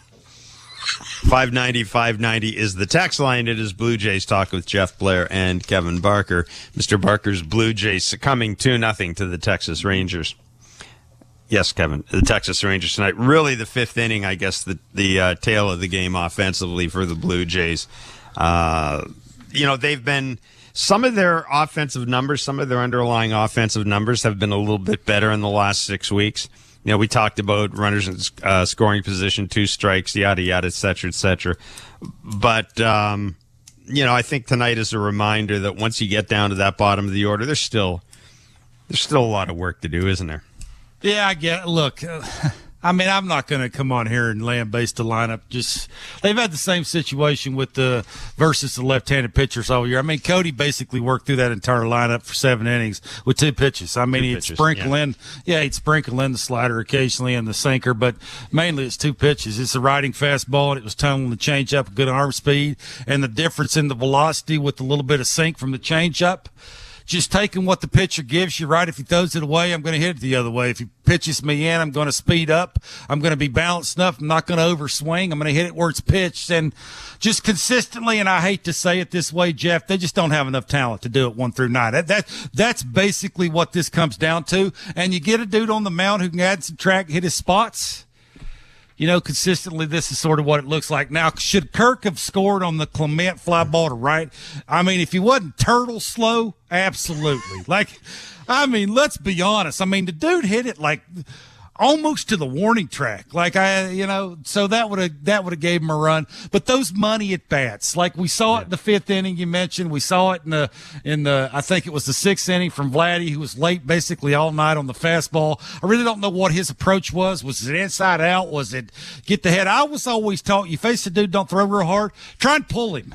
Because you try and finesse it over there, you're going to jam yourself. That never works. But who am I? I'm not Vladdy. And in the 7th inning, the ground out from Jimenez with a couple of runners on. So it's those money at bats. That's consistently, I think, what you're talking about. And for me, it doesn't change. They need 2 thumpers. They need sort of just making their lineup longer where you can hide the woes. And they just can't do that. Again, it's a tough look when Kirky's hitting cleanup. Really? I don't know. Yeah, well, you think Cody's going, you think Cody, when he looked at the lineups, going, Kirk, I mean, no offense, well, but here's hoping. I mean, here's hoping you don't see that next year. I mean, it is September 18th. They are, what is it? 19 games out, whatever. I mean, I've had 13 different cleanup hitters, Jeff. Yeah, but I'm not at this point. I'm not going to read a great deal into the lineup. I cannot put it any other way. The lineup for the next 10 days doesn't matter to me. I mean, it really doesn't. It just doesn't. Bo Bichette, by the way, was scratched tonight with a contusion on his middle finger. Oh, yes. I did find out the reason why he's not using the leg kick anymore. He has eliminated it. He is not using it anymore. You will not see it. He's trying to consistently have timing when he doesn't feel right. He thinks he feels able to sort of be a little bit better than having to try and figure out what to do with the leg kicks hard, like that kicking it to your ear thing. So it's got nothing to do with him being uncomfortable with the calf or anything like that. Look, I think that's sort of sometimes whenever you're having calf issues and it's your right leg and you have to do something with your left leg to try and sort of add torque and add separation. I think you have to make changes. This is Bo, I think, making changes with what he has to do to stay on the field and be productive, and good for him. Like that's what you have to do as a big leaguer. You got to make changes when you have to make them, and I think that's what he's doing. I'm willing to bet when he shows up in spring training next year, he'll be leg kicking again. Maybe. John Schneider, the Blue Jays manager, said that Bichette took a ground ball off the middle finger. In warm-ups. He went for an X-ray during the game, and they're waiting results of that X-ray. They should know later tonight. So, stay hot. 2024, man. 2024. I mean, at this point, put him in bubble wrap until he's either traded to the Dodgers or shows up at spring training. I wasn't paying attention, Jeff. Do you remember what hand it was? I wasn't paying enough attention, and I don't think I heard Hazel report that. I mean, wait, it would have been if it was a ground ball, it's got to be. It would have been his right hand. It would have been his right hand. Yeah. So that's never good. It's your throwing hand. That's your top hand. Like it is the right hand. It is basically you need to wrap him in bubble wrap and for now you go back to Florida. Yeah. Sam in Hamilton, you're on Blue Jays Talk. What's up, Sam? Hey, guys. First of all, you guys know I listen to your show all the time. And, Kevin, you keep saying we need two thumpers. Well, do you think, and here's a hot take, and I know you guys might not like this hot take. You might need a fire repellent on when I do this. But would you not trade Bowden Francis for that big thumper? I don't think I'd pay for it. No, but I mean, there's this thumper I was looking at, and I really, really would want him on the Blue Jays, and that's Luis Robert Jr. He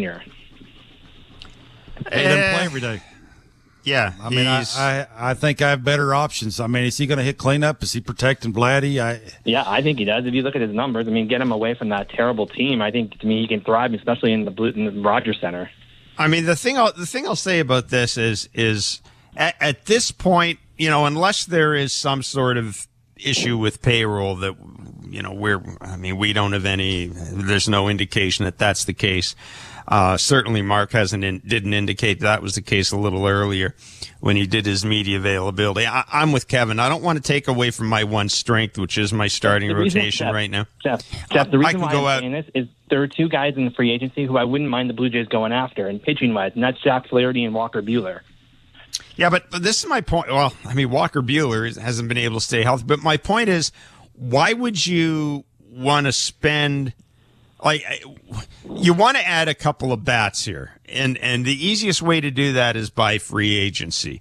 If you end up trading, first of all, there's no indication. Let's be clear. There's no indication that Bowden Francis isn't going to get you Walker Buehler. I mean, he's just not. If you're talking about signing a free agent pitcher, if you're talking about signing a free agent pitcher, I just think, that's complicating things. Your rotation is fine. Get somebody that can close a game for you, or get somebody at least that doesn't melt down in the bullpen, and then go out and get a couple of hitters.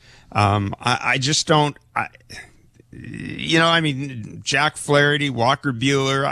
I'm kind of okay with what I have in terms of starting rotation right now. I really am. Spend money on a Tanner Scott then for the bullpen. I mean, Well, because that's the thing, though. If you're like, I understand this franchise is so scared to spend money on relievers ever since the B.J. Ryan era, but I mean, like, eventually we have to, and I think Tanner Scott would be okay. I mean, this franchise hasn't really done anything about paying relievers. I understand. No, they haven't. No, that's a great point. As a matter of fact, I've got some. Hang on. As a matter of fact, I just happen to have some numbers here because a certain Ben Nicholson-Smith did an article on this on sportsnet.ca, and I just happened to write the numbers down, and I'm just going to happen to pass it on to you to reinforce what you have said. The largest free agent contract guaranteed to a reliever was the $11 million Jimmy Garcia received. They exercised a 2-year, $21 million option in Green. And Kirby Yates was given $5.5 million. Shun Yamaguchi, God, who could forget him? $6.5 million. At no point has the Jays front office guaranteed a reliever more than 2 years. So that, Sam, that is to your point. That philosophically is something they don't do. I don't imagine that's going to change this year. But I'm with Kevin on this. My priority is to get hitters in here. That's my priority, and I just don't want to overcomplicate things, Sam. I really don't. And, Walker Buehler, man, I need more certainty than that. I really do. The last thing I want to do is bring someone else's problem in here. Kevin, I don't know how you feel about it. Yeah, look, I think Sam makes a great point, though. You can get creative if they don't want to start spending large amounts of money. I mean, they do have enough, I think, to go out and try and get certain guys. Like a Rooker, I don't know why the A's would give up Rooker. I mean, they hit homers. They're a little bit more fun to watch. Playing in a AAA park, I mean, you need to be fun. Like, They're hitting a bunch of homers. I have no idea why Oakland would want to give him up, but who knows? It's Oakland. And the Luis Roberts thing, yeah, I mean, Sam is at least thinking about how you would try and get more talent in here, which is that's the goal, Jeff. Every person that we have on that matters with other teams all start with the same thing. The reason why we're better this year is because we have more talent. Yeah, that's what consistently the Blue Jays don't have, and they just maybe need to think a little bit more like Sam. Think talent first and get them in here, and then worry about where they play after that. 416-870-0590, star 590, 1-888-666-0590. The Blue Jays have been shut out by the Texas Rangers 2-0. We will take a break, come back on the other side, hear from the manager, John Schneider, and go back to the phone lines. Your texts as well, 590-590. If you want to reach us via text, it's Blue Jays Talk on the Sportsnet Radio Network. Municipal parking is good for the municipality.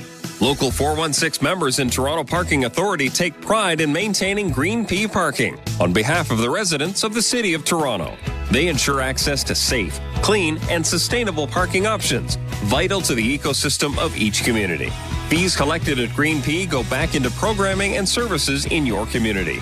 Choose public. Choose Green P. Learn more at local416.ca/choosepublic. Meet Seeker, Canada's newest app for, well, all this. We are sending you to see U2 at the Sphere back-to-back nights. What do you think is the most overpriced item to buy at a gas station? Gas. You have won $25,000. Discover live radio, podcasts, news, and sports you love. Seeker. SEEKR.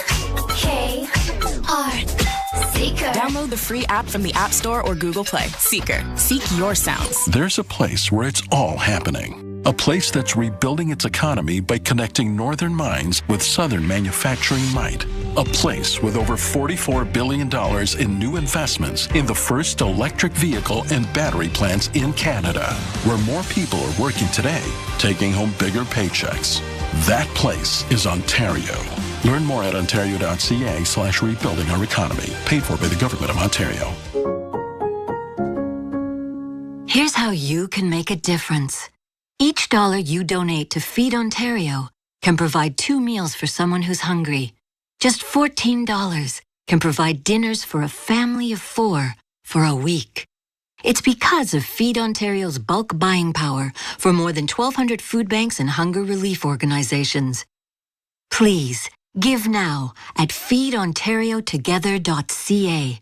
For the big change, your pocket change can make. Say hello to healthier, happier feet, Ontario. Kintec has 3 more locations in the Greater Toronto area. Come in today and let our fit experts bring comfort and support to every adventure with custom orthotics, supportive braces, and top footwear brands. With new locations in Mississauga, Toronto, and Richmond Hill, along with our location in Whitby, there's always a Kintec nearby to keep you active and on your feet for life. Your feet take you everywhere. Let Kintec take care of them. Kintec footwear and orthotics.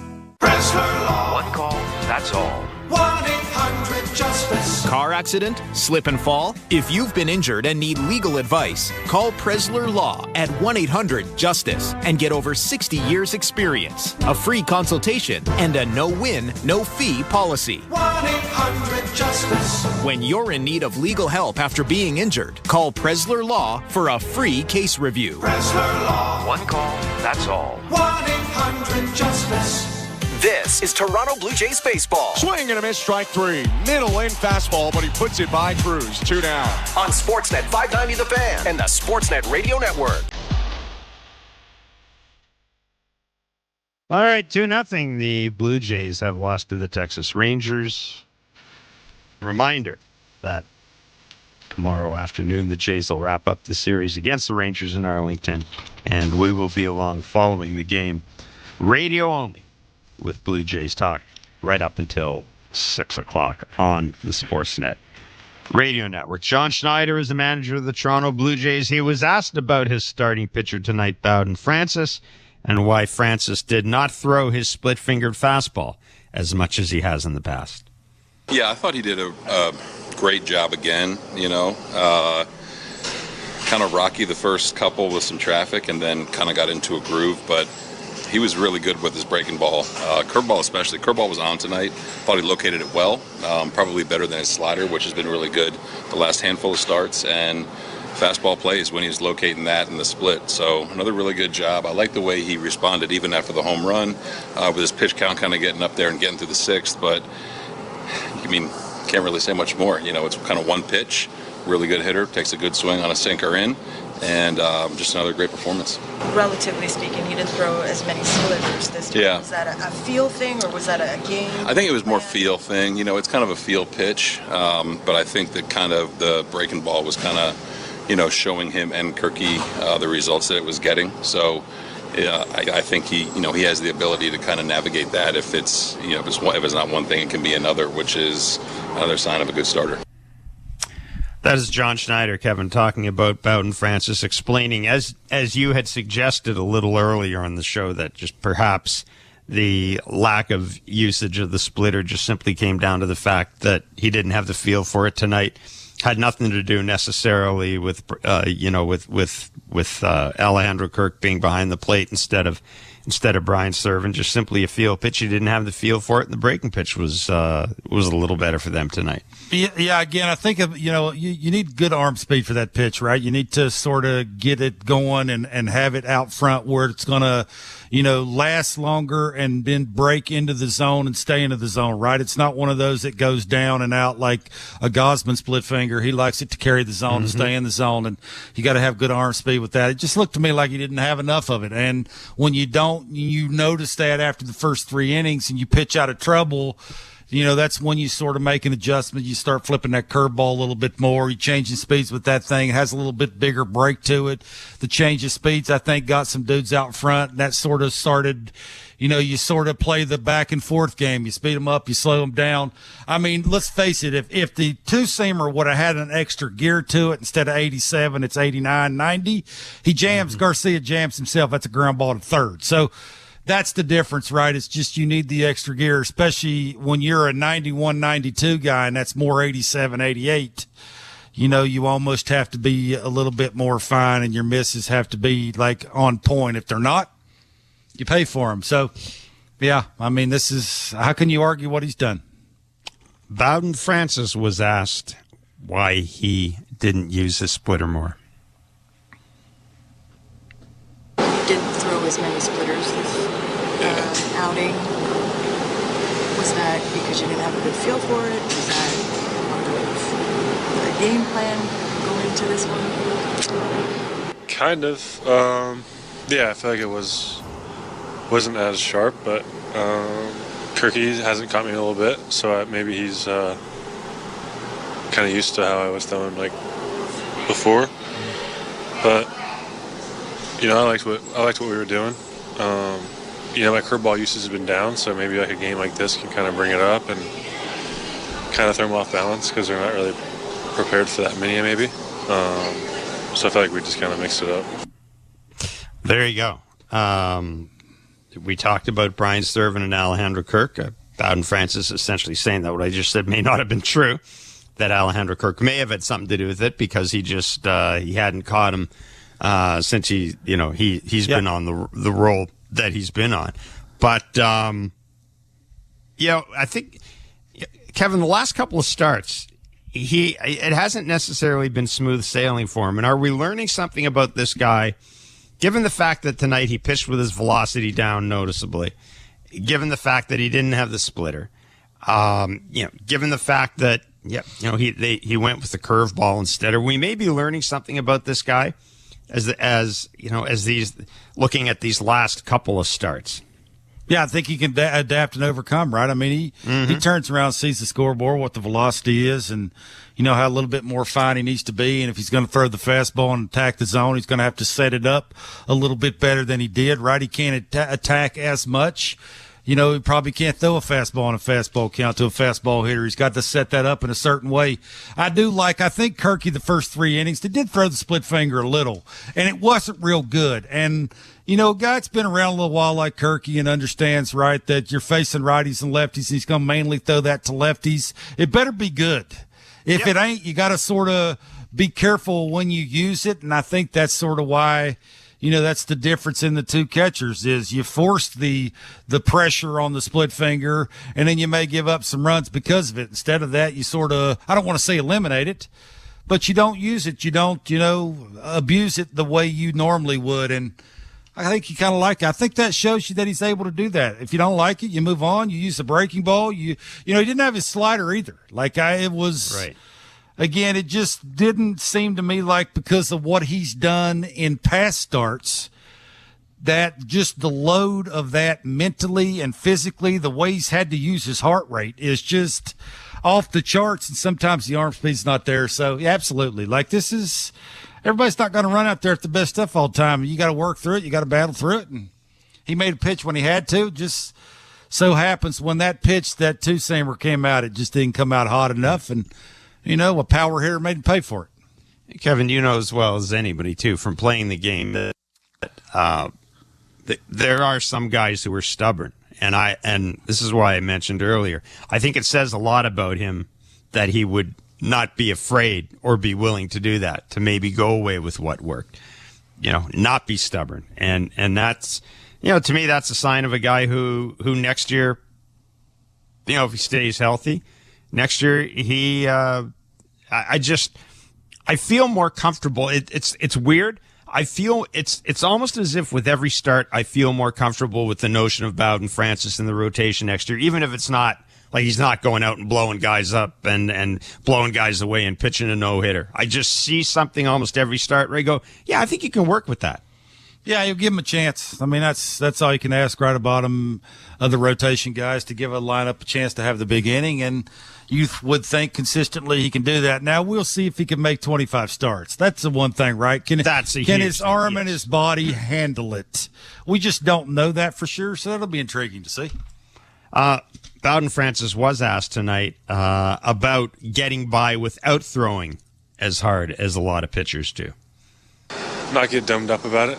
It is what it is, and just being positive and knowing that the defense they're out there and they're grinding, and I really do trust them, and I trust my stuff, no matter how hard it is. I think the way I mix it up, and I don't know if I hide the ball well or deceptive, but I just feel like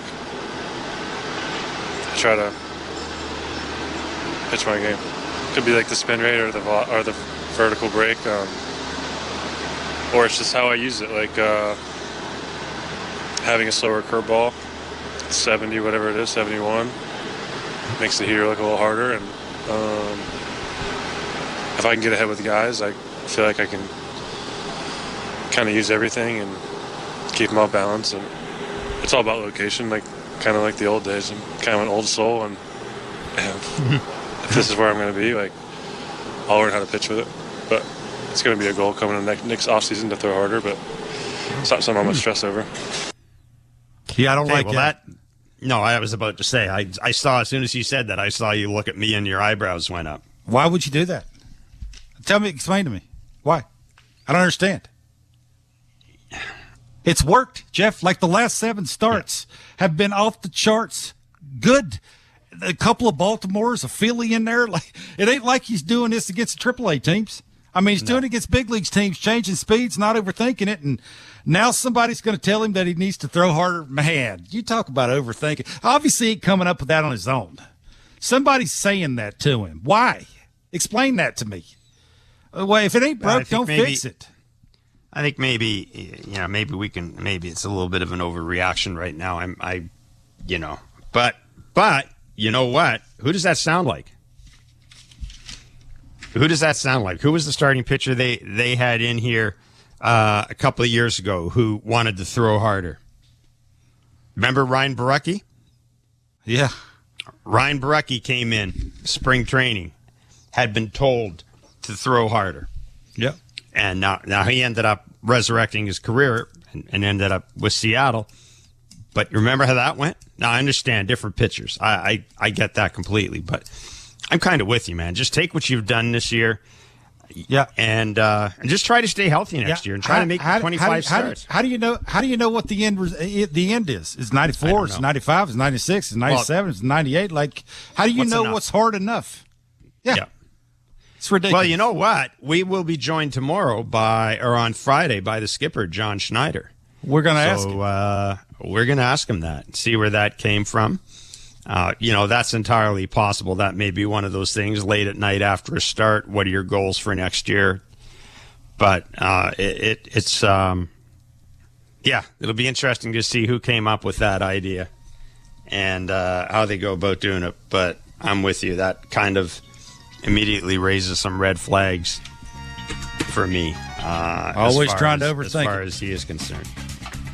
Well, always trying to get better, I think, is the way to look at it. I think that's probably the way to really look at it.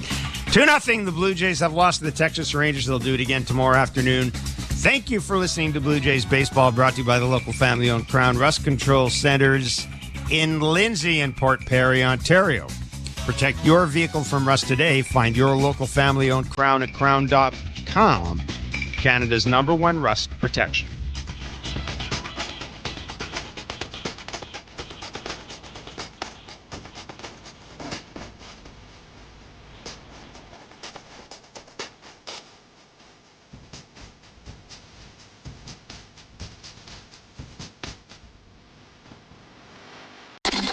Has been Major League Baseball play-by-play on SiriusXM and the SiriusXM app. Why do I love calling this game? Calling this game. Calling this game. Calling this game. Why do I love calling this game? It's because I get a chance to bring some joy into people's lives. Anything can happen on a baseball field. We've got a new game. It's perfectly unscripted theater. Everybody on their feet. Because you never know what you're going to see on a given day. It is bedlam at the bank as Bryce Harper has put the Phillies on top. There's just something about baseball on the radio. Something about the way wood hits leather. A swing and a drive to deep left center. The way leather hits dirt. And he made the play. Oh, my. The way a deep fly ball sounds like it's about to change history. High fly ball to center field. It's hit pretty well toward the wall. Until the cleats hit the grass, hit the crushed brick, and then nothing but sky and a silent crowd. That ball's high. Until leather hits leather and 40,000 fans lose their collective minds. In a perfect symphony of chaos. He jumped up on top of the wall, balanced himself, and caught it. The way nothing triumphs a perfectly honest call. I don't believe what I just saw. And the way the right voice can make a moment live forever. Touch 'em all, Joe. You'll never hit a bigger home run in your life.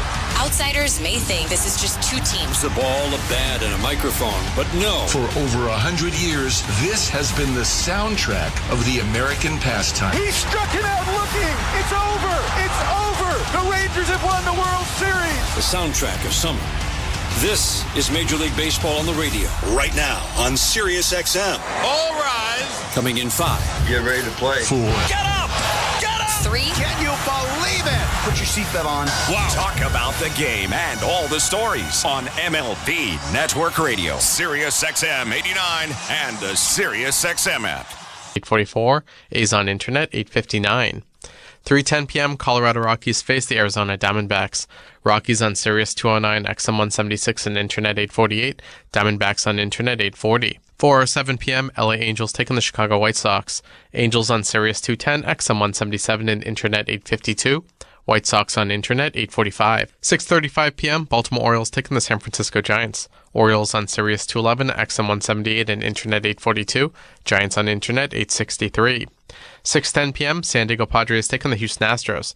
Padres on Sirius 138, XM 182, and Internet 862.